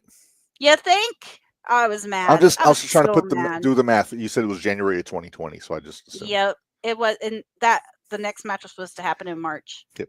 Sean, my boy, you got to watch the headlines, my friend. Yeah, we talked about that. Yeah, that has come up. Hey, no spoilers.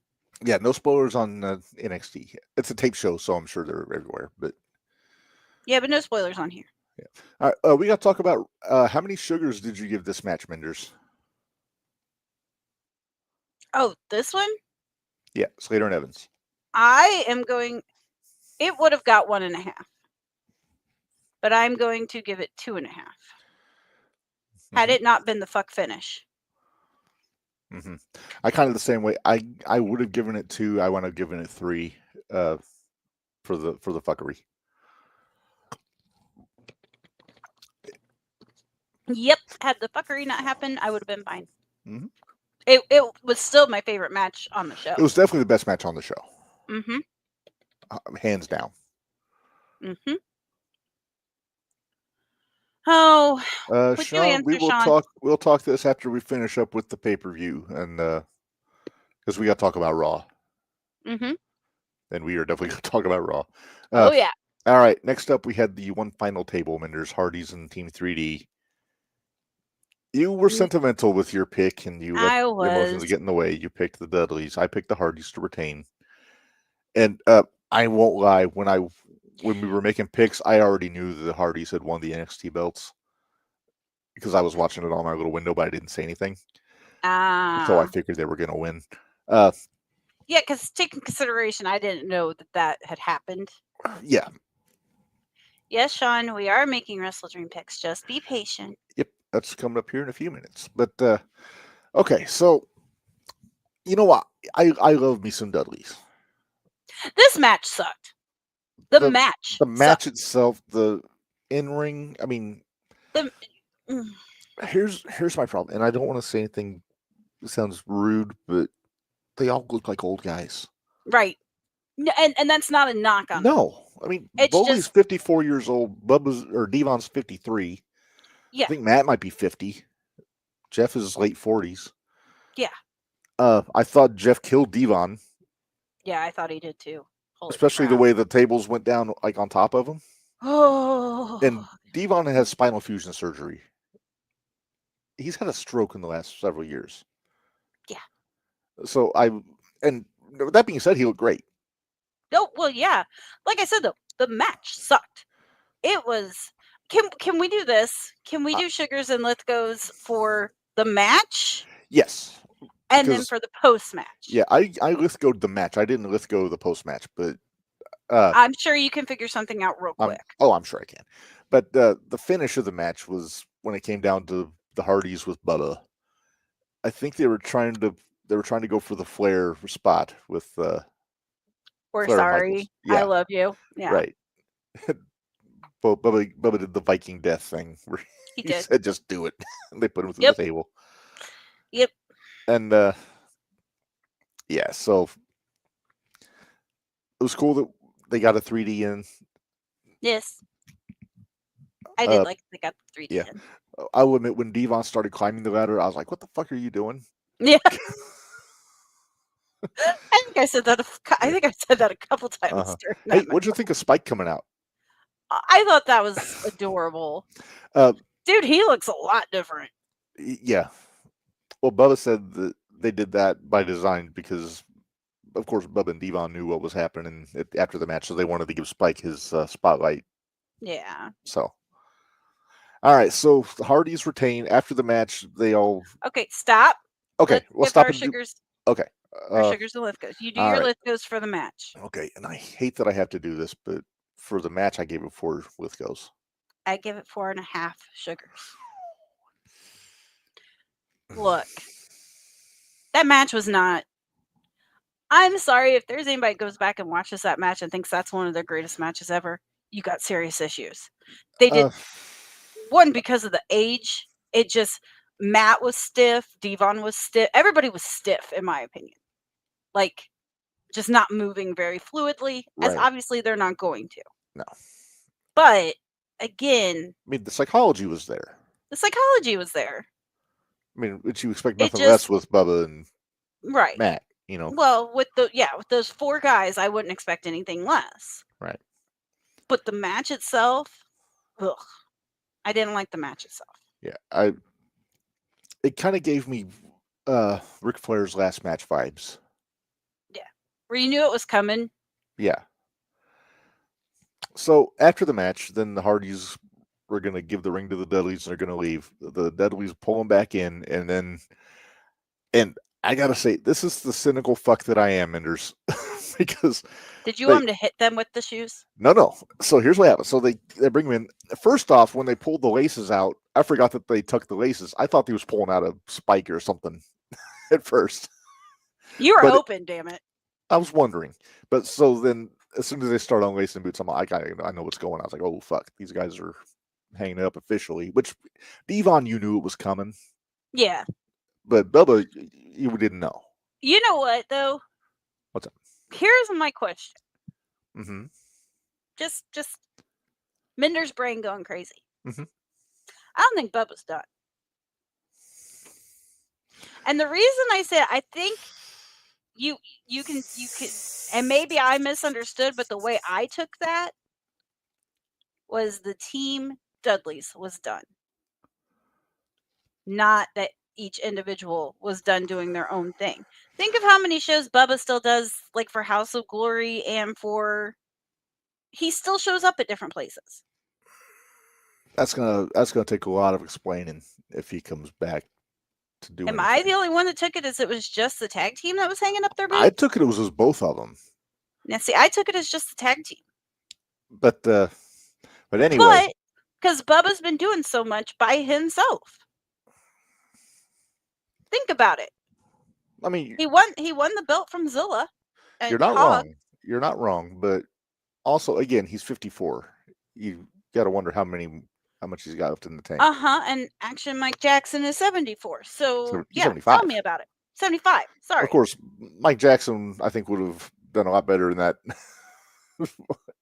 I know he would have, but I'm just saying. But anyway, so I want to get to another thing. That after they take the boots off and they hand them off and they do the big hug, there was a part of me that was waiting because they did a tight close up of Bubba, and you saw his eyes open, and he just kind of looked at the camera like, "Oh crap, is he going to waffle somebody?" Please, please, please. Because knowing Bully Ray after watching him for all these years, you're always waiting for the other shoe to drop, so to speak. Right. You never no pun intended there. You never trust you never that quite it's trust over the when Dudley. it's over. Yeah. But you never trust it's over when it's over. Yeah, but I have a hunch that this is legit done. I'm sure they'll make appearances. I think both of them are done. But again, maybe if I'm wrong, if I see Bubba at the expo, I will ask. He'll kayfabe you. Oh, I know he will. But if he kayfabes me, I'll just have to tell him, but I know too much. I was bummed because I was kind of hoping we'd get a Dudley's match at the expo. Like if they got announced. Because last year I remember Heather was asking, like, who do you want to see like appear like and have a match? And that was right around the time the Dudleys announced they were taking bookings again in the ring. So then I threw in the Dudleys, but it didn't happen. So all right. Well, Minderz, what do you give the post match? I do give the post match 1 sugar.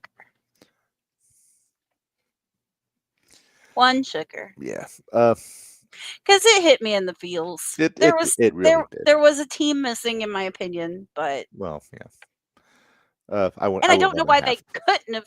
I don't know why they couldn't have done anything. It's not like they're using them right now. Well, yeah, contracts are a bitch.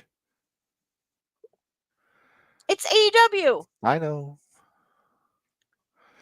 All right. Well, Minderz, they could have been in the crowd. They probably were. We just didn't know it. They might have been there. You never know. They might have been backstage or something. Yeah. Well, Minderz, we still have our main event. And you know what? Are you ready for this? Uh-huh. Would you believe it?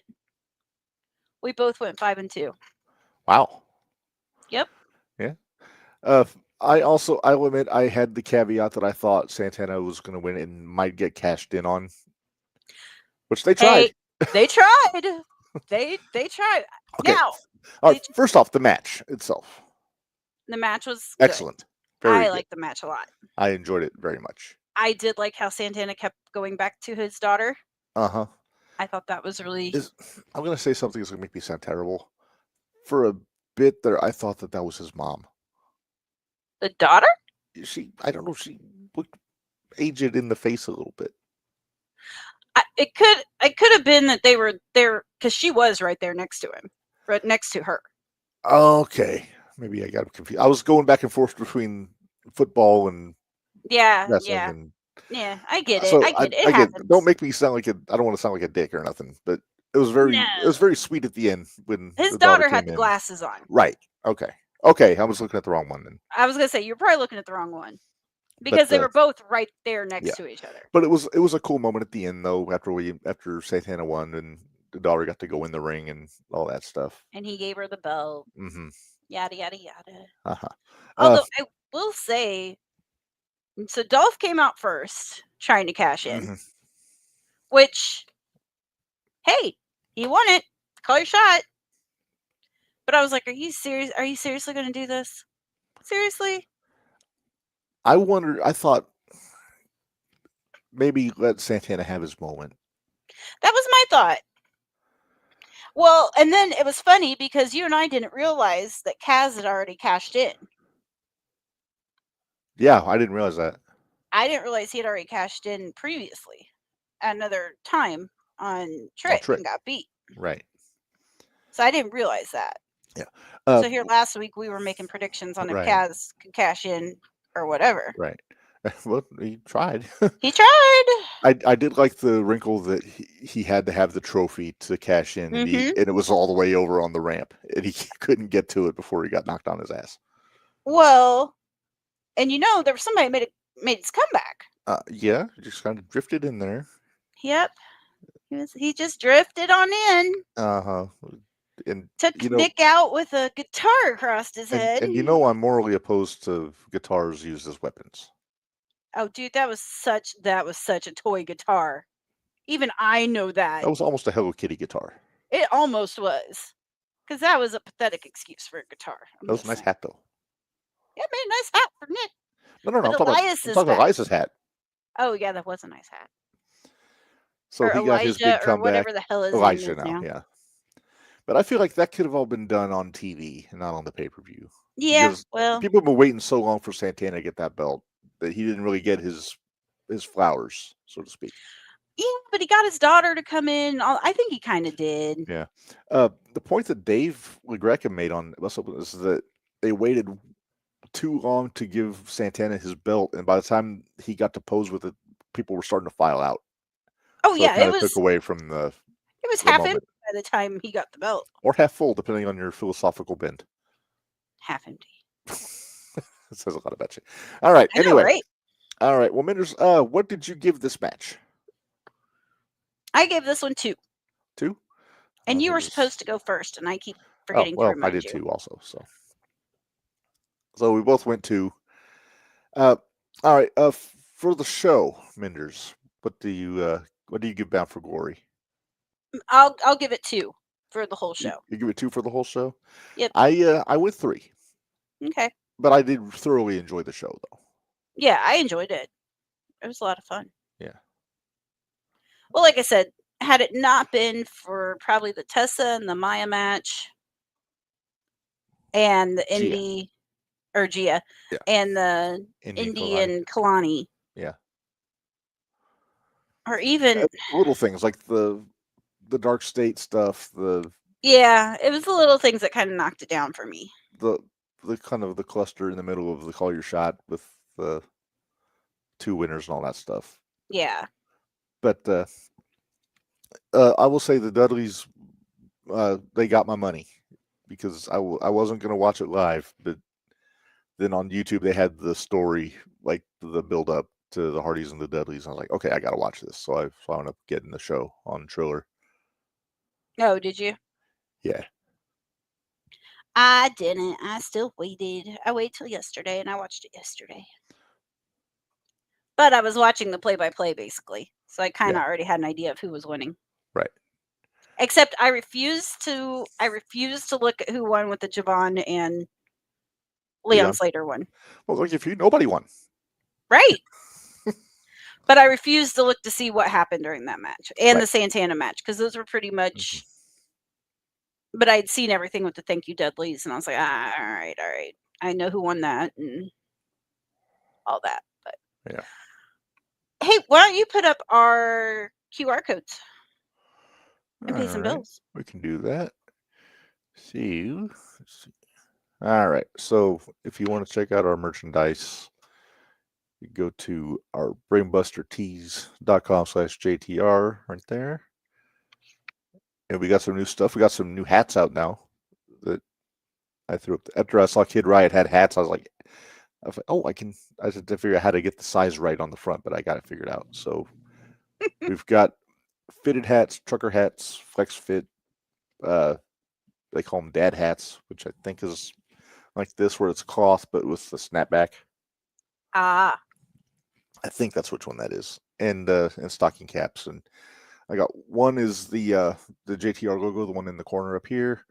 The other is it says "Life is Hard, Work Stiff." It's the font on the back of the brand new JTFNR shirts, but it's just that on the front of the hat. So nice. So you can check those out. We got all kinds of cool stuff. Please do check out our merchandise because it does help us keep the bills paid and the microphones on and everything. We also have ProWrestlingTees.com/JTR Pod. And then our Patreon, which is patreon.com/JTR Podcast Network. So Oh, and check that out because we're going to have another fantasy draft coming up. fantasy draft coming up. I think in 2 weeks, I think is what we're shooting for. Okay. Don't forget, I guess I kind of invited Dickie. You invited Dickie on there, so we'll have Dickie fourth mic on that episode. Fifth, yes. Fifth mic. Yes. All right. Well, Minderz, the public has been clamoring to hear our picks for Wrestledream this Saturday. Okay. And I've got all the graphics. Do you know how much I really didn't care about this? Well, they've done next to nothing to promote the matches on the show. Right. But that's neither here nor there. But we know lots of people that are going. Yeah. Because this is in St. Louis, right? Yep, it's in St. Louis. So I'll watch it just so I can spot people. Yeah. All right. Well, anyway, we got the pre-show, what I guess they call it the tailgate something or other. But they got 2 matches announced for that. And, did you tell me what these were? Did I make picks on these? Yes. Let's make sure we got it. Sean, if you're still here, we are now making our Wrestledream picks.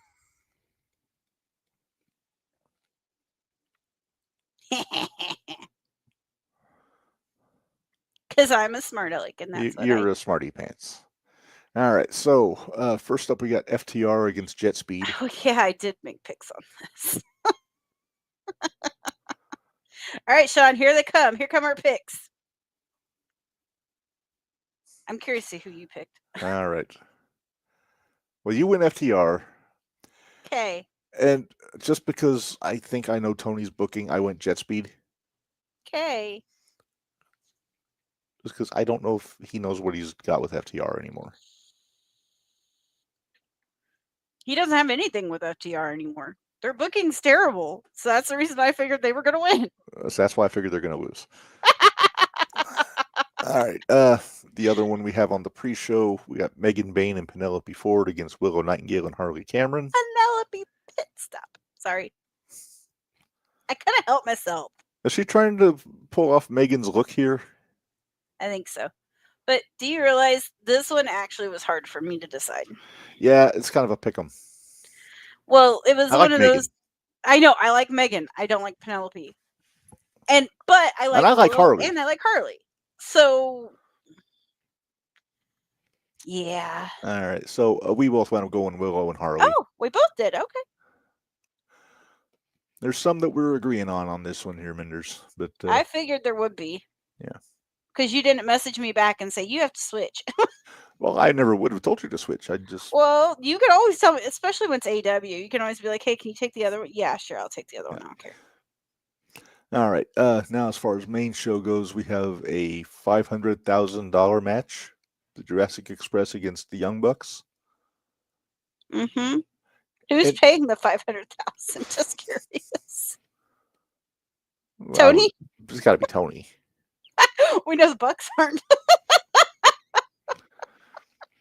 Did you read the thing I sent the other day about somebody's theory about the Jurassic Express? No, I didn't read it all. Well, here's the nuts and bolts of it is that Jack hasn't really changed anything about his personality since he's been back.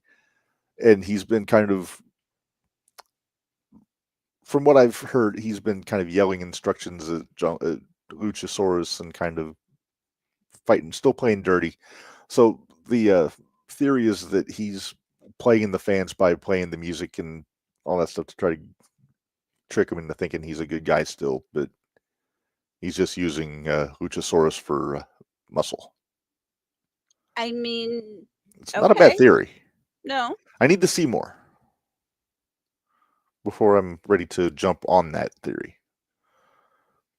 Okay, but, I'm curious. Who'd you pick? Okay, well, I went with the Bucks because kind of the same way you were thinking about FTR. I thought the Bucks need a win. I don't. I think Jurassic Express needs a win. They haven't got one yet, have they?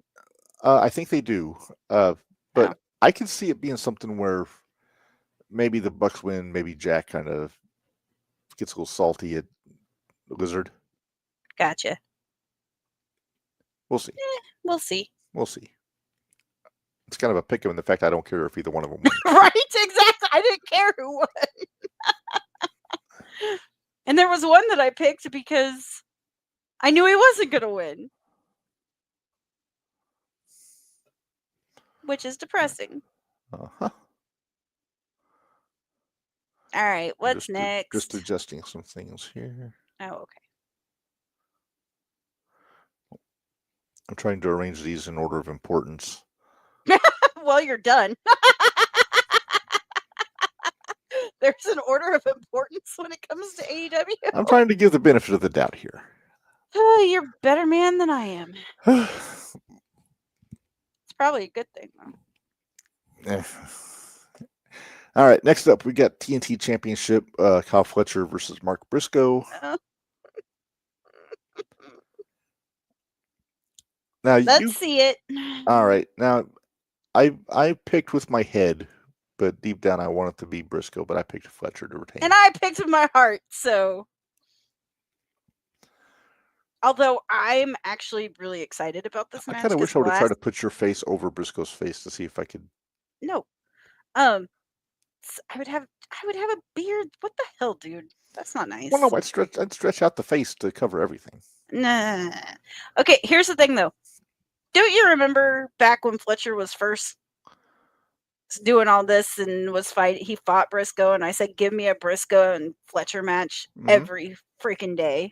This could be the best match on the show. I have high hopes for this match. I really do. So don't let me down, Mark. Please don't let me down. I'm not worried about Mark. I'm worried about Fletcher. I ain't worried about Fletcher. I'm worried about both of them. Well, here's the thing. I think Mark's going to lead it regardless. Oh, yeah. So that's the reason I'm putting more of it on Mark, is because don't let me down, Mark. Mm-hmm. I know you know how to put together a match. Can we hope that Aubrey Edwards is not the referee for this match? We can hope. Think All we right. get Bryce? For Briscoe, it's probably going to be Paul Turner. Oh, that's true. That's true. If I had to guess, best referee they got. But it's for a championship. Belt, so yeah, hopefully. I'm thinking it's going to be Paul. That's never mind. Should we start making picks on who's going to referee the matches? No. Well, okay, let's see. No. I can take care of we have Bucks and Dress West is going to be Knox. Yeah, it's going to be Knox. The girls match might be Aubrey. FTR and Jet Speed, probably Bryce, if I had to guess. Yeah, probably Bryce. All right, so we're caught up. All right. That's hilarious. I can't pick that every time. Did you make notes of what we picked? No, I didn't, but all right, hold on. Okay. Ridiculous. People are. So we have, what was it? Okay, let's just go with the main show. So we have Bucks. Bucks and Jurassic Express is going to be Knox. Okay. Fletcher and Briscoe would be. We decide Turner. Yeah. Okay. So now we'll just do main show. We're just doing main show. All right. Tekla versus Jamie Hayter. Nah, I think this is going to be it. Aubrey Ed. I read something. Yeah, probably Aubrey. I read something. This is the first one-on-one women's match that's not for a title in like years on a AEW pay-per-view. Really? I believe it. All right. Pick-wise, you went with Tekla. I'm sorry, Tekla. I like that Tekla. I like Tekla, but I went with Hayter because I do like that Jamie Hayter. I like old Jamie Hayter. You don't like pseudo Becky Jamie Hayter? No. I don't like pseudo Becky Hayter. All right. Next up, we got our trios match. The Demand, Ricochet and the Gates of Agony against the Hurt Syndicate. Now, this is a trios match. I'm thinking Remsburg. Probably. I'll go with that. Okay. All right. As far as the match goes, I don't think you'll be surprised by this, Minderz. We agreed. Woohoo! Hey. I think they need their win back. Yeah, they need their win back. That was my logic. My logic was I couldn't in right mind go for Ricochet. Yeah. I remember when I used to love Ricochet. Yeah. Loved Ricochet. Now, yeah, he's becoming an insufferable douche. Yep, pretty much. Sorry, hope he doesn't try to tweet me because I don't have Twitter anymore. Let him try it. Bring it on. All right. You might think I'm his cousin because we have the same haircut and facial hair. Yeah, you know. All right. Tag Team Championship. Brodito versus Takeshita and Okada. If I have to pick a ref, I'm thinking Turner. Yeah. Turner or possibly Bryce. I was going to say, well, no, because I think Bryce is going to be Paige and Joe. I disagree. You don't think so? I think Bryce is going to be Darby and Moxley. Oh, yeah. Bryce is their hardcore ref. Okay. Because he was a CCW guy. Dito. Who'd you pick on this one? Actually, we agreed. We picked Brody. I think the split's coming. Yep. Takeshita and Okada. I'm hoping for the split. Damn it. For take's sake. Yeah, exactly. For the sake of take. For the sake of take. All right. Next up, we have the I Quit match. Darby versus Moxley. You want Ref Aubrey for the tag match? Okay. Darby Moxley, like I said, I think it's going to be Remsburg. Yeah. He usually referees Moxley's matches. Okay, so here's my question.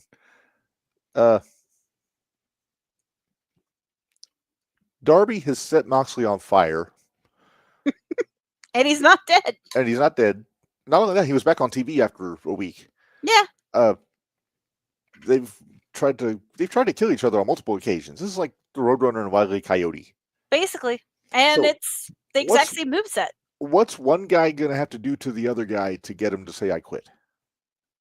You really want to go there? I don't think it's anything physical. I think it's going to have to be something mental. So, what are our options? Does Darby go after Renee? I was going to say, does Darby hang Renee up by her ankles from the balcony? I mean... But he's the babyface. Right. So how does that work? Is Darby friends with... Does Moxley threaten Tony? That ain't going to work so well. Yeah, I mean... Is Sting's kid going to be in the crowd? Are they going to bring Sting back? I don't think Sting would come back. I mean, he might. I mean, he's just going to be there he won't be there for the match. He'll just be there for... Is Darby Sherpa going to be in the front row? Maybe. Hey, you know what? I joke, but Darby was on Busted Open yesterday with Dyer and Dave. Mm-hmm. And once I didn't pay a lot of attention to the stuff you saw at AEW because it's kind of the same old stuff all their guys say. But he actually went in quite a bit into his Everest expedition, and that was really interesting to listen to. I bet it was. It was a hoot. I'm hoping that's on YouTube at some point so you can see it. I think Barry might have listened to it, but probably he has Busted Open in the car. Yeah.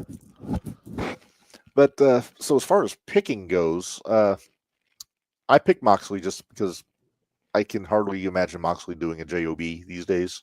Right. But you went with Darby, which is the feel-good idea. I'm not going to get my feel-good moment in the main event, so why not? Or what I figure is going to be the main event. Right. I would imagine what we think is the main event is going to be the main event. All right. Next up, we have the Women's World Championship, Statlander versus Toni Storm. And I went with Chris to retain. I felt bad. I felt so bad going Tony. I really did. Because I like Chris. But Tony is money. Tony is money, but Chris just got that belt. We'll see what is this gonna be Aubrey? Does the CEO have a match? No. Okay, then this will be Aubrey too. Okay.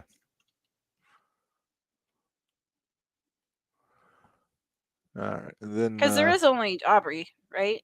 She's the only lady ref, yeah. Okay. And then our main event speculative main event is the World Championship. What do you think of Paige always calling it the Men's World Heavyweight Championship? It's annoying. It's annoying. I don't want to sound like a chauvinist asshole, but yeah, it's the World Championship. It's just the World Championship. Leave it alone. Cornette says, people assume you can challenge for the women's. Well, they do. I mean, it happens. Yeah.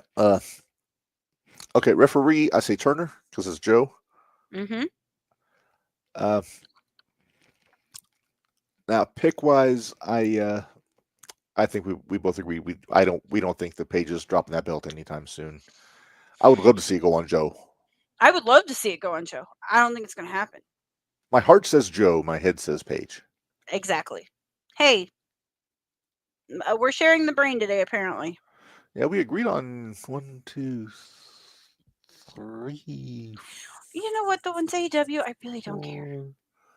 We agreed on 4 matches counting the pre-show. That's actually pretty good for us.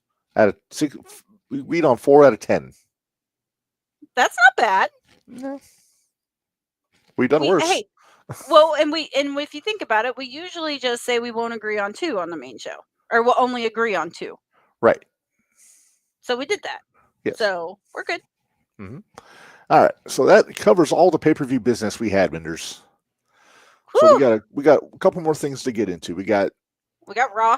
We got Raw. We got to talk about our releases. We got Top 10 Tuesday. So all right, let's talk Raw. Let's talk Raw. Okay. So after Saturday, I was in my brain thinking, what's going to happen? And this is even go to up until the end of the main event on Raw, not the aftermatch stuff. Okay. Because Punk has won the number 1 contendership. Yes. He won the match in the main event. Yes. Right afterwards, Rollins and the Vision come out. They beat up everybody. Blah, blah, blah. Blah, blah, blah. And then the Bronze beat up Rollins. After that, the Bronze beat up Rollins. And took the Oracle. I think stole the Oracle. Paul didn't. He was selling like he didn't know what to do. But I think Paul's. I think Paul's leading this. You think this is Paul's? I think this is Paul's baby. I think this is Paul's baby. I would not be surprised, and I love it if it's true. Mm-hmm.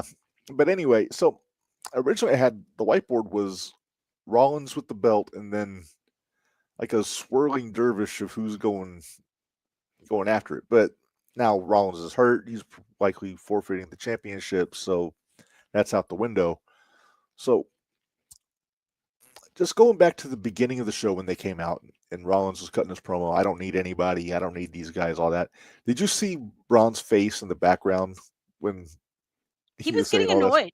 He was getting annoyed. He was not pleased. He was getting annoyed. That's the reason, yeah, I kind of saw. I mean, I knew what the end was, but there's cracks. Mm-hmm. Well, and there's been cracks forming for a while.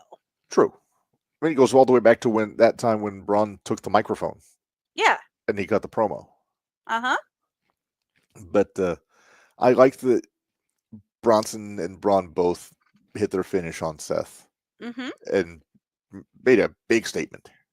They did. They made a huge statement. Yes. Well, and then Braun looked at Bronson and says, it's your call. It's your call. You coming with me or are you staying with him? So now I want to see. I know they teased Braun held up the world title after they laid Seth out. Mm-hmm. I still want to see them as tag team champions. I do. But do you think Seth Breaker getting hurt? I think it is going to set into. I think it's going to set into Breaker stepping up and being the quote unquote Seth Rollins. Do you think Braun is ready to be world champion? Do I think he's ready to be world champion? No. Do you think the company is ready to strap the rocket to him? I think they're going to try. The only thing I worry about is exactly what happened to Roman. Force feed? Yep, they're going to shove him down our throat. I think he's going to elevate to the main event. I don't think they'll put the belt on him yet. And basically, that's what I think he's going to step up and be Seth, quote unquote. But I don't think he's going to accomplish. Is there a chance? I mean, the injury from what we're hearing is legit. So Seth's going to be out. Right. Is it possible that when he comes back, it was all a ruse, and he's still with the group. It's a stretch. It's a big stretch. But you can ask Bari. I actually messaged him when I saw it all, and I said, "Is this a ruse?" Like, I straight up asked. It's like we said. He's the boy who cried hurt. He is. So there's a part of me that is this an elaborate scheme to not have to wrestle Punk? Right, exactly. Things people will do to duck Punk, but they've built this up so much though with the whole Seth and Punk thing that they've got to get a payoff for it. I'm sure. And I'm still waiting to see how long Seth is out for. Well, see, now this is probably going to change all of our Royal Rumble thoughts and all that stuff too. Yeah, because I had Rollins against Roman at the Rumble. Right. So that's not going to happen. It's going to change War Games. Yeah. Seth's not. I don't know what they're going to do for War Games. Is it going to be the Wyatts against the MFTs in War Games on the SmackDown side? And that's the only group feud I can think of right now.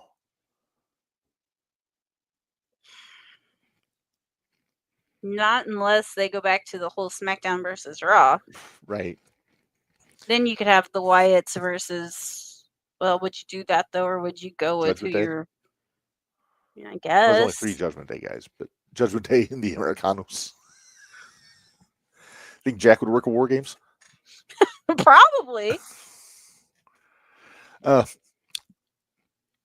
Because they've been plugging War Games since they announced Survivor Series. It's become a tradition. They do it every year. Right. But is it worth doing if they don't have the teams I don't in think their so. head? I don't want to be force fed it. No. Now, if they're able to build, and they have time. Sure. I mean, I know it's in September, but there's still 8 weeks? It's October now. War Game? Survivor Series in October? No, Survivor Series is November, but we're in October. I know. We still have 7 weeks that they can build something up. Yeah, that's plenty of time. But Sean was asking who's going to be in the women's match. I don't know.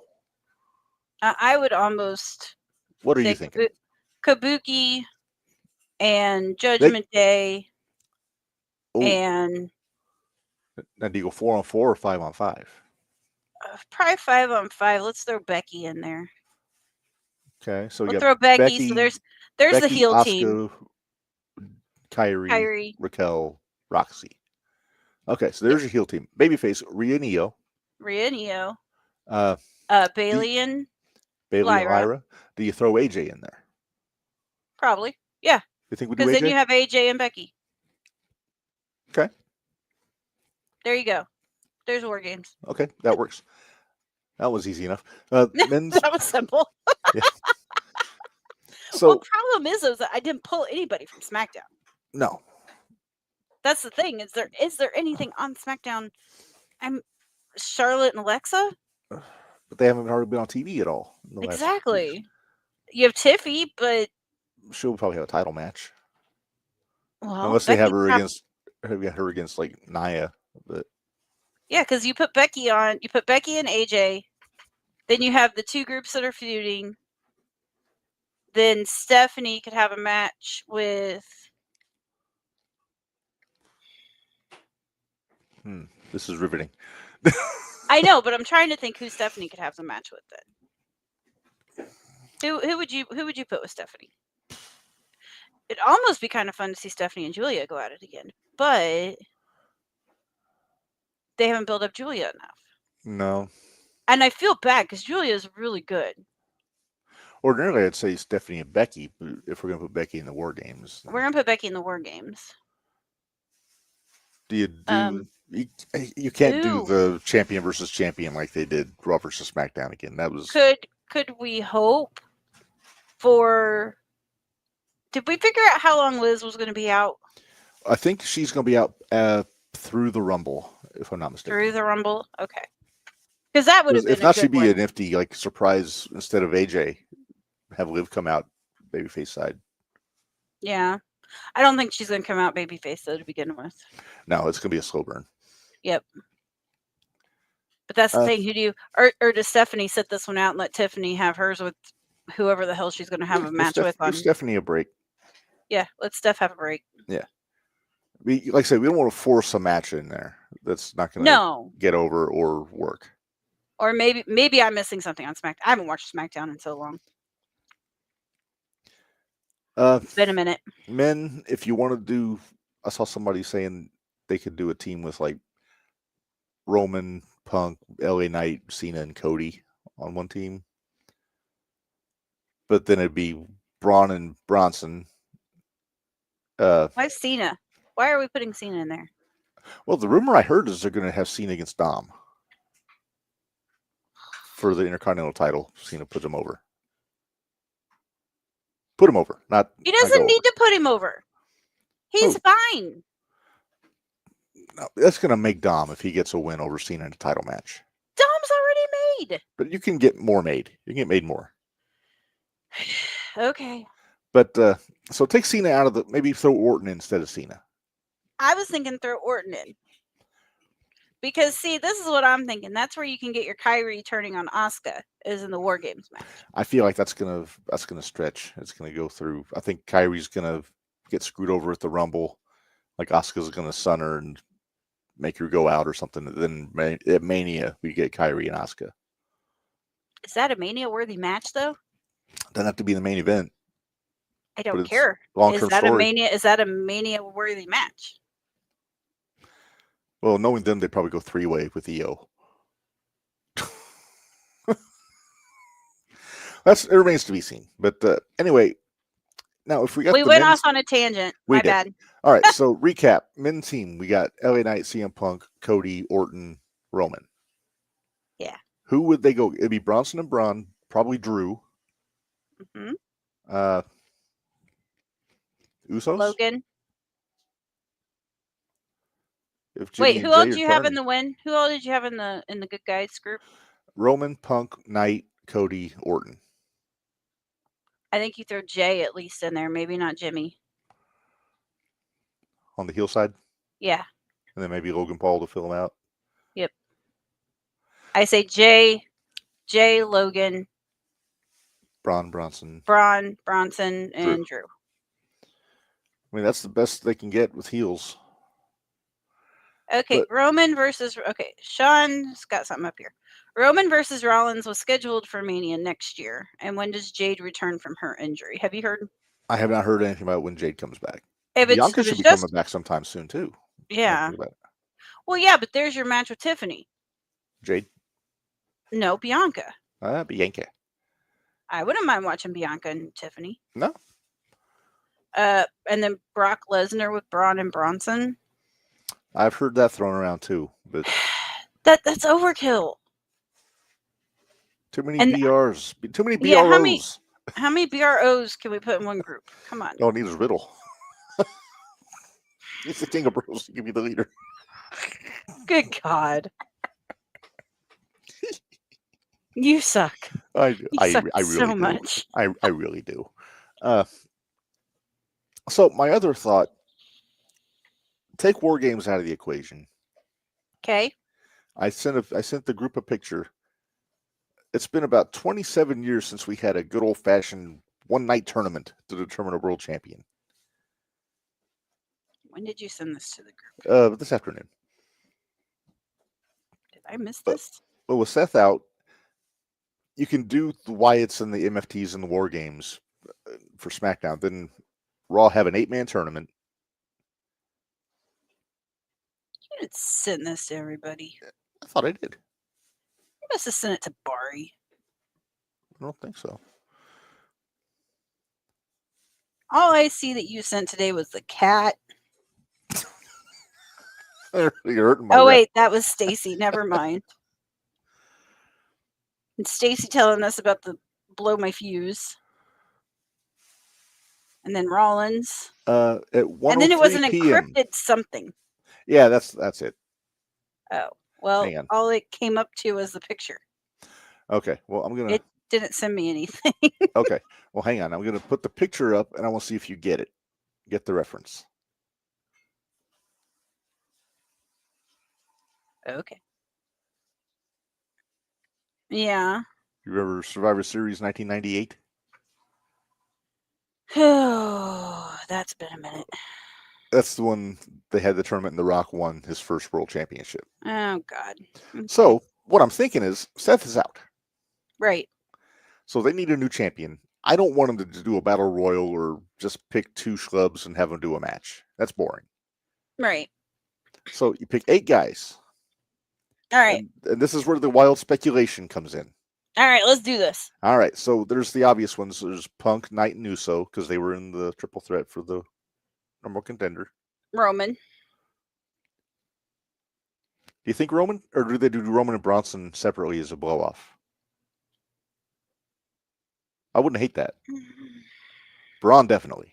But why can't that be part of 5 good or 4 good guys, 4 bad guys? Let's do this the right way. Maybe Bronson and Roman in the first round, they both take each other out. So Okay. somebody gets the obligatory bye that everybody needs to have at least one of. Yeah. Okay, so our baby faces then are going to be. It's not going to be Cena. Fuck no. No. No. So He ain't getting another one, damn it. like I said, I think we're getting Cena and Dom as Survivor Series for the Intercontinental. But so it'd be Cena or damn it. So Punk, Knight, Uso, Roman. Mm-hmm. Then you got Braun, Bronson. If he wasn't in a match, I'd say Dom. I have a question. Shit, Penta could be in there. No, he's a good guy. But I'm saying he should be somewhere in that tournament. AJ could be. There's options. Americano Grande. Grande Americano, maybe. Is Jack busy? When is Gunther due back? Oh, Gunther. I mean, they haven't said when he's coming back, but he'd be one. He'd be a good one. Yeah. Miz? No. SmackDown. I'm gonna smack you for that one the next time I see you. That will be Saturday. Why? He's awesome. Cheeky bastard. Do we throw Joe Hendry in there? Get a TNA name? No, because I think he's gonna be in the Rumble again. I wouldn't be surprised if he doesn't make a pretty good showing at the next Rumble. Well, that doesn't mean he can't be in a tournament on Survivor Series. He just doesn't have to win. But his contract isn't up until. Well, they're doing a cooperation thing. Scott had a good point. What about Finn? Possibly. If they get the titles off of them. Right. I don't want Finn in there if he still has a tag title. I know how you feel about title champions. I get angry about that. Unless, I don't know, there's certain people I'm okay with being 2 belts and stuff, but like I didn't hate Becky 2 belts, but it was kind of obnoxious. I don't know if they would do Finn. I feel like they've kind of pushed Finn as. What about AJ? I mean, let him have one more good run. Yeah.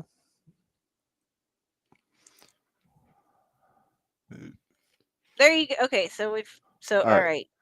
So let's see. We got Punk, Knight, Uso, Roman, AJ, Braun. You know Bronson, who we're missing? Penta. Drew. SmackDown. Ah, shit. Oh, then yeah, we could do Finn because I have a feeling that AJ and Dragon Lee are going to take that belt off. Going to take the tag belts off Judgment. Ah, there we go. What about Goldberg? Fuck you.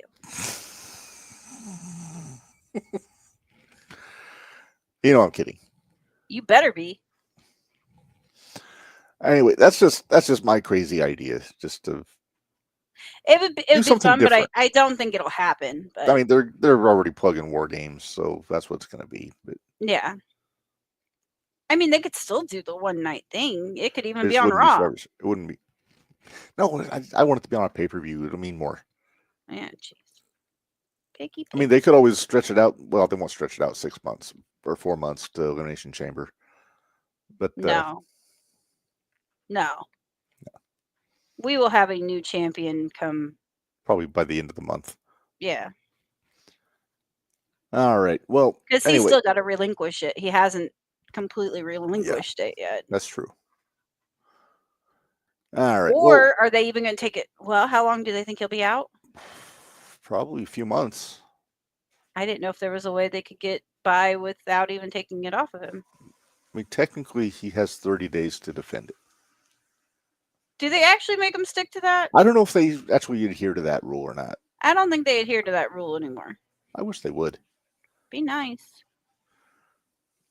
So, I mean, I don't think they would. I mean, him winning that match at Crown Jewel really, I think, did a lot to elevate that title. So I don't think they want to put it on the shelf for an extended period of time. I think they want to capitalize on that momentum. Yeah. I don't know. Well, we better move on. All right, we got one more or thing we're going to be here till 9. Yeah. All right, so WWE announced some more releases this week. Some of these broke my heart. I'm not going to lie. Because some of them are your LFG kids, Minderz. They are. Some of them are my LFG kids. All right, so I have the list of the 12? I think it was 12. 13. 13. Okay. All right, so here's the list. So probably the one that surprised everybody was Wesley. No. You don't think so? It didn't surprise me. He's the biggest name in the list. He's just gonna go TNA. Shut the hell up. Oh yeah, who got the Rascals? But, yep. But I'm saying he's probably the biggest name out of the list. He's probably the one most people recognize. Yes. Right. Yes. Okay, Stevie Turner. I'm not even sure who Stevie Turner is. One of the girls. I think I think she's been on NXT, but I forget who she wrestled. If Sean knows, this is the time to jump in with comments. Hey, Sean, yeah, this could be a comment. But no spoilers. No spoiler. Oh, that's Anawai, who I didn't even realize was in the system. Roman and the Usos' cousin. I was going to say, is that one of... Yeah. Whose kid is he? I think he's Samu's. He's Samu's? Yeah. I have a question. Would that have anything to do... Oh, the Rikishi heat? With the Raja Jackson shit? I don't know. Oh, speaking of that, did you read the thing where Psycho Stu has basically said he cannot wrestle again? Oh, great. So his career's done. Thanks, Raja. Thanks, Raja. Yeah. So, I mean, that's more ammo for a lawsuit. Yeah, I mean, that's a civil lawsuit right there. Yeah. Heck yeah. Anyway, moving on here. Jean Tala. I don't know her. No clue. She's very popular on social media from what it looks of things, but I haven't seen her work. So she might be in the developmental system, like in the PC. Yeah. If I'm wrong, again, correct me. Draco Knox. Don't know that one. Hayes Jameson. I do know that one. Hayes was Bubba's girl. Oh, she. Was she on LFG? Yeah, she was on LFG. Hayes is on LFG. Okay. Or was. Okay. That was Bubba's other girl. Okay. This season. Okay. Summer Sorrell. Summer was Michelle's other girl. Okay. BJ Ray. I'm sorry, Minderz. Your favorite is gone. It's fine. Did you see where he's basically hitting up Tony Khan on Twitter trying to get a job? No. Oh, Gentile was Lee Laurel from LFG. Okay. That's why I don't know her, because I didn't watch LFG. No, Lee was on there. What, season 1? Season. Yeah, season 1. Okay. Jamar Hampton. I don't know that one. Okay. Ridge Holland. We know him. So Ridge got a little bit of sympathy here because he's hurt. Yeah. So after he got hurt, they released him and all that stuff. But he did put up something though where they were still going to help pay for his medical stuff. Oh yeah, but of course, all the haters are up in arms. Oh, the guy's hurt, and they're now. You know what? Ridge's time there wasn't the best. No, he had a lot of heat for a lot of things. Oh, Troy Yearwood was Jamar Hampton. No relation to Trisha? Hold on.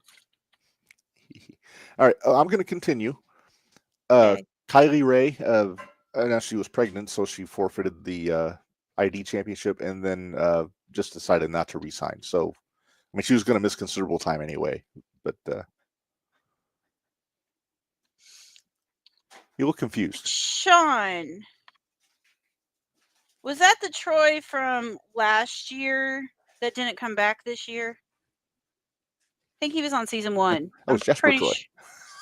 No, there was a Jasper Troy and there was a Troy Yearwood because he had all the he had all the top marks for all the weight stuff in the weight room. Yeah. Okay.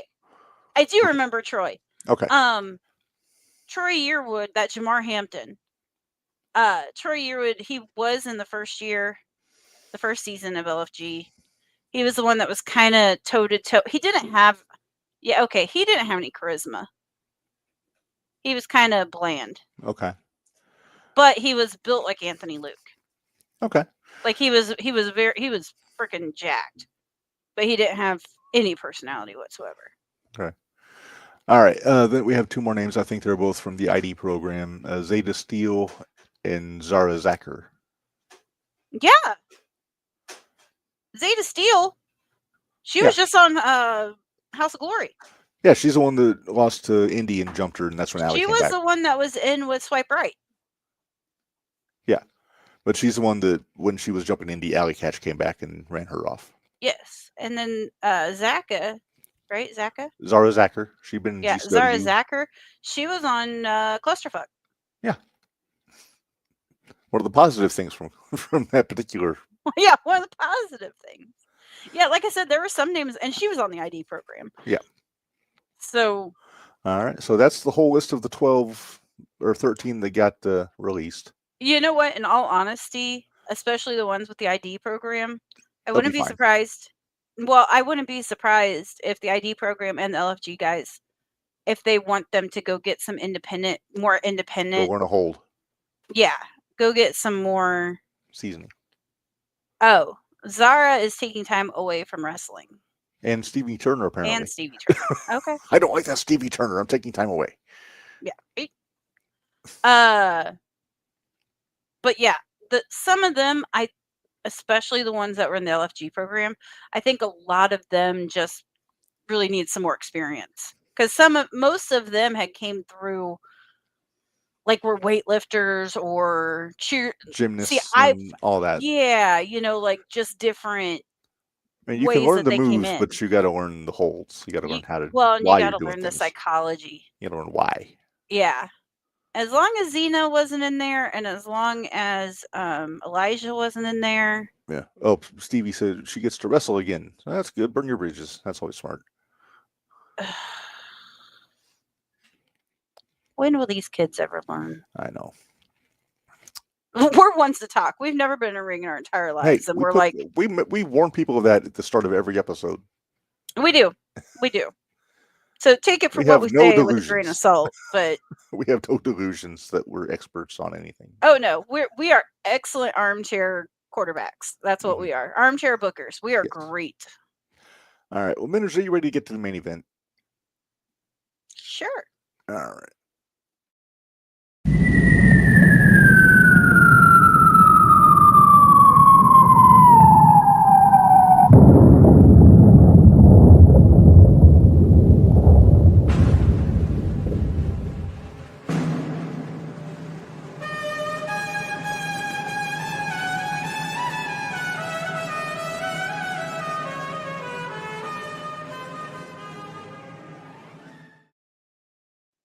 All right, it is time for Top 10 Tuesday, Minderz, and you didn't tell me what Top 10 Tuesday was going to be. I sent it to you.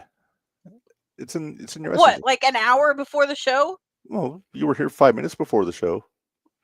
No, I wasn't. 2 minutes. No, I wasn't. I literally came on while the intro was. As soon as I went live, you popped up. I did.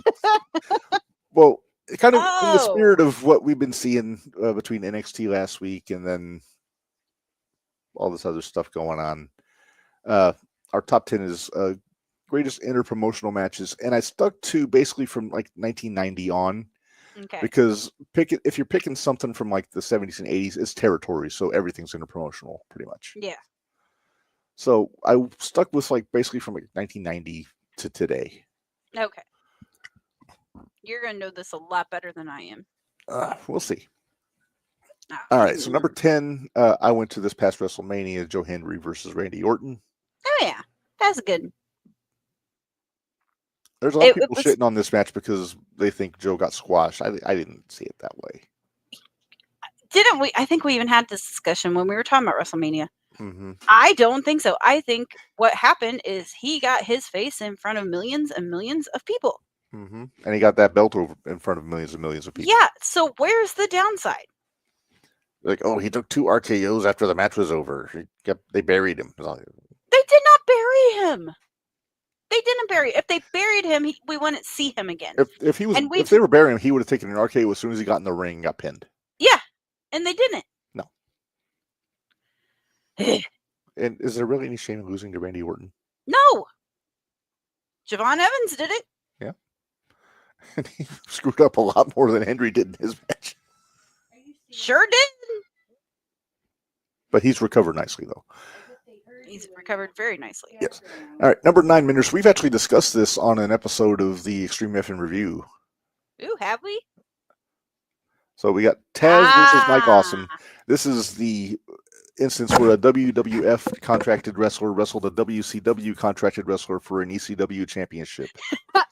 I do remember this one. Was not a long match. No, and Mike ran like a little bitch. For Impact, though, I think this needed to go on. And actually, I'm going to give credit. Barry helped me out with this list because he was throwing me suggestions last week. Good. That's good because he's our match guy. He kind of is. You and him are the match guys. All right, number 8. I went to Ring of Honor for this one. Okay. So Samoa Joe versus Takeshi Morishima from Pro Wrestling Noah. Okay. This is if you want a house fight, Minderz, I might have to find this DVD and bring it to your house so you can watch this match. We'll play it on the living room TV. Morishima, a big boy. Well, he looks like a big boy. And he can move. He was very agile for a big guy. Uh-oh. That's never a good combination. So it was a mean drop kick off the top rope. Oh. Good. Basically, they had this match. Joe won, and then the next night, Morishima beat Homicide to become the Ring of Honor World Champion. Oh, wow. And then he held that belt until October, so about 7 months. Nice. And then one of losing to McGinnis. All right, number 7. Also Ring of Honor. This is the Cage of Death match from Death Before Dishonor 06. Team ROH versus Team CZW. Here are the teams.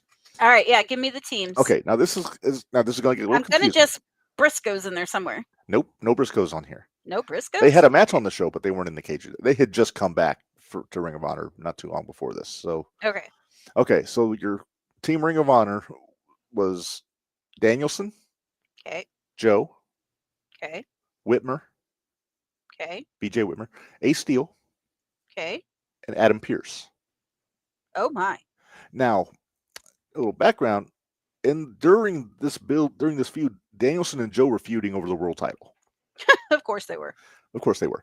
And during this, before everybody came out, Joe and Danielson were the first 2 in the ring with, I think, Claudio on CZW side. And Danielson wound up taking Joe out. So Joe had to get taken to the back and Danielson walked off. Oh. Which basically would have made it a 3-on-5.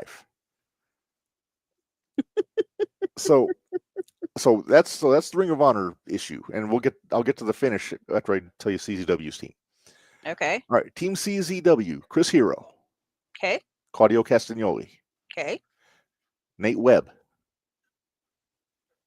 Spider Nate Webb. Okay. He was the flop guy. He was the guy they were throwing around all over the place. Yeah, sounds about right. Necro Butcher. Oh. Naturally, you know. Mm-hmm. And then the surprise 5th entrant was Eddie Kingston. Oh, damn. Okay. And King and Hero were feuding over their world title. And King doesn't like Claudio, so... But King really didn't like Hero. Ah. And they were literally slapping each other during the match. So nobody got along during this, is what I'm hearing. Not really. And so it gets to 5-on-3, and then when Ring of Honor's on the ropes, then Homicide comes out. And we're talking hardcore Homicide. He had the coveralls. He didn't have the shorts and the T-shirt. And he had the fork and all that stuff. And so he came out to kind of even the odds for Ring of Honor. my favorite spot in the match was Necro was going to charge him. Homicide dumped a bag of thumbtacks, so Necro ran across him in his bare feet. Ah! And then poor Nate Webb took a cop killer, that Kudo driver, right on his head on thumbtacks. Poor Nate. Poor this Nate. match is on YouTube if you want to see it. I might have to. Okay, so I mean, if Nate's in it. Yeah, but he's probably not. Well, I know he's not coming out. Well, what was it? Did they come out to extra music, or did they come out to like the? I don't think they came out to music. I think it was just one of those things where the first guys came out to music, then it was just when the clock. The other guys just came out. Yeah. Gotcha. So he didn't do his lengthy teenage dirtbag entrance. I love his lengthy teenage dirtbag entrance. Yeah. Okay, so here's the kicker: Ring of Honor had a commissioner. Okay. Would you like to guess who that was? Mick. He's right there. That doesn't help me any. I can't see shit. Oh, you can't see. It's Cornette, basically. Oh, Corny? So Corny was the commissioner. He had J.J. Dillon out there, like, holding the key to the lock on the door. Oh, my. But anyway, so Cornette was feuding with Homicide. Okay. Because Low-Key hit Cornette in the face. Knocked out two of his teeth. Okay. And because Low-Key and Homicide are buddies, Low-Key got suspended. And Homicide was just collateral. He just didn't care for him. So after the match is over and all the CCW guys are out, Cornette is very grateful to Homicide for helping out because he wasn't supposed to be in the match. Because I think they had offered Homicide a spot. Homicide said he wanted 3 wishes, finger quotes. So Cornette said no. So they moved on. But after the match, Cornette said, okay, what do you want? He wanted world title shot. He wanted a match with Carino. Carino's his biggest rival in Ring of Honor. So he wanted, which that did wind up happening. And then his third one was he wanted Low-Key reinstated. Cornette said no. Homicide tried to attack Cornette. Adam Pearce jumped Homicide because Pearce was the lieutenant commissioner. No, of course. And then they wind up tying Homicide to the ropes and beating the crap out of him inside the cage. So that was the end of the Feel Good show. I'm so glad that was the end of the Feel Good show. Yeah. So that's why I put that on there. And the whole crowd was half Ring of Honor, half CZW because it was in Philly. Yeah.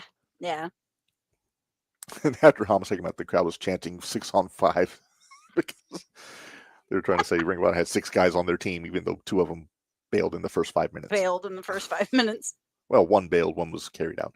Anyway, that's a lengthy diatribe that I usually don't do during these top 10 segments, Minderz.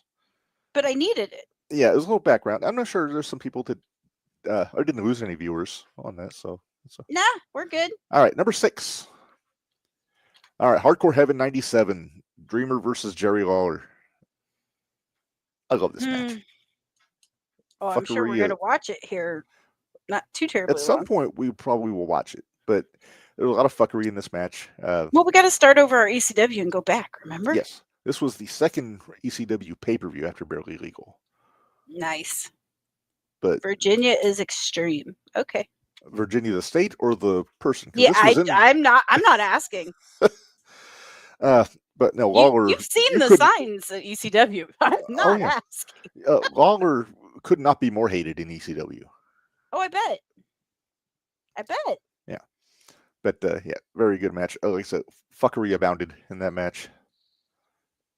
And so we'll watch that at some point. Number 5, going to New Japan. Hulk Hogan versus the Great Muta.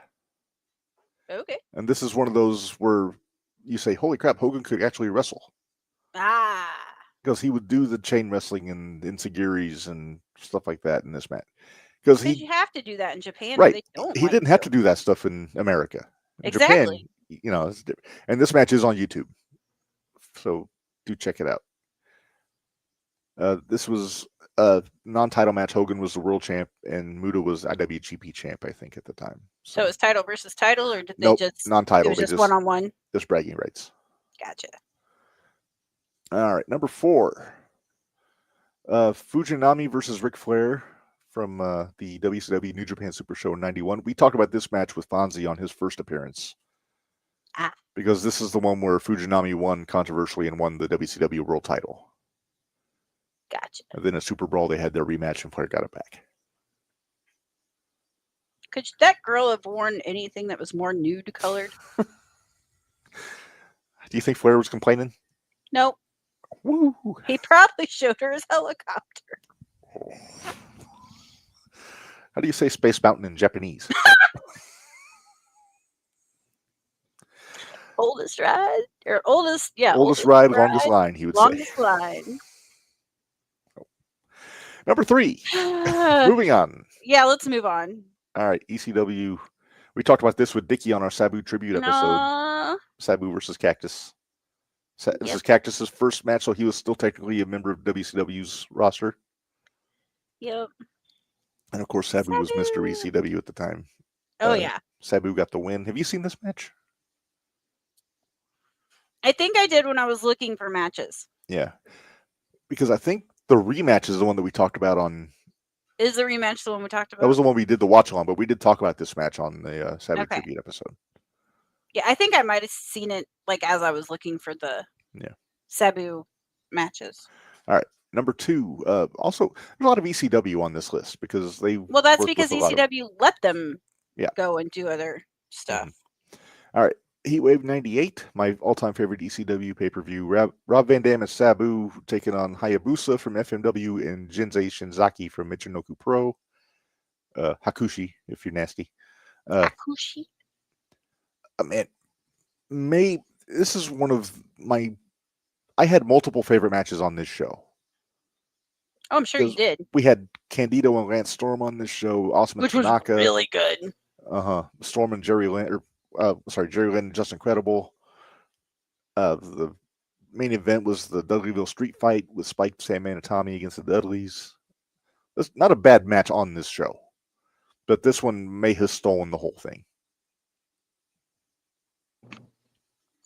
Sounds about right. Have you seen this match? I think we watched it at your house. Mm-hmm. It was the day I almost died from the norovirus. Mm-hmm. It was a Christmas. It was a Hootmas. It was a Hootmas, and I managed to not soil the car on the way home. Thank goodness. Yeah, I would have had a lot of explaining to do there. All right. Well, that brings us to number 1, Minderz. Let me find my drum roll.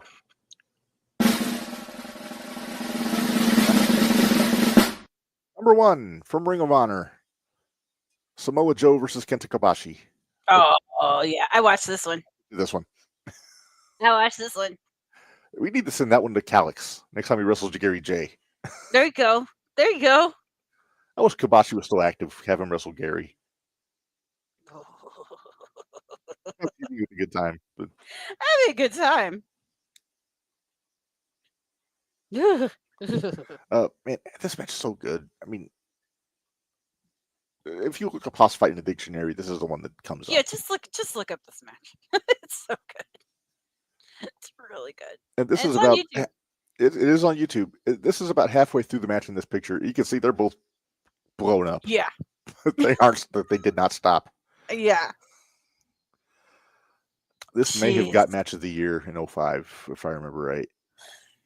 Probably did. If it didn't, it was Angle and Michaels, but I can't remember for sure. Yeah. All right. Well, anyway, that's our top 10. I thought that was an appropriate topic considering what we'd been seeing. I was surprised you went there. I honestly thought you were probably going to do something with the Dudley Boys, but I had this all lined up before Sunday. Figured. Yep, I figured. Why don't you tell people what we got going on tomorrow? Well, tomorrow, Minderz, we are being joined by your mother's favorite wrestler. Not my mother's. Well, the Royal Your, Bax from Pro Wrestling Epic. Mm-hmm. Apparently, he's got something to talk about. Apparently, he wants to talk about Leonard. He asked us to hold this date for him. So yeah, because you know what's happening this weekend. Well, no, in a couple weeks. There is one happening this weekend. Crap, we do have PWE to talk about this week. I totally forgot. They have their Tater Tot Con. Yeah, that's a thing. Some tater tots. There's a Tater Tot Con going on this weekend. Well, yeah. So we'll have Bax on tomorrow, and then on the Extreme FM review on Friday, we'll be talking about the August 18th episode of Fair warning. I'm probably going to make him mad.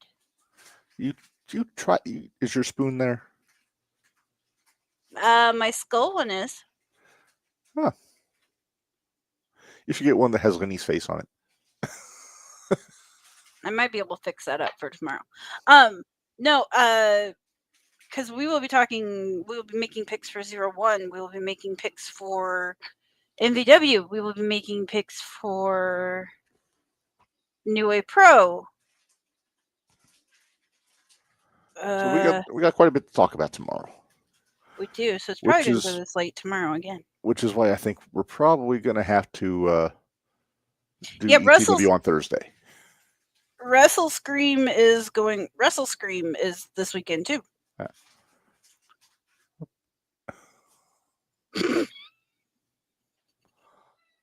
Y'all suck. You all suck. Well, Minderz, it's getting a little late. What do you say we get out of here? Let's do that. I'm getting slap happy. Well, thanks everybody for joining us this week. And until next time, for Minderz, this is Reb reminding y'all life is hard, work stiff. We'll see you guys next time. Thanks, guys.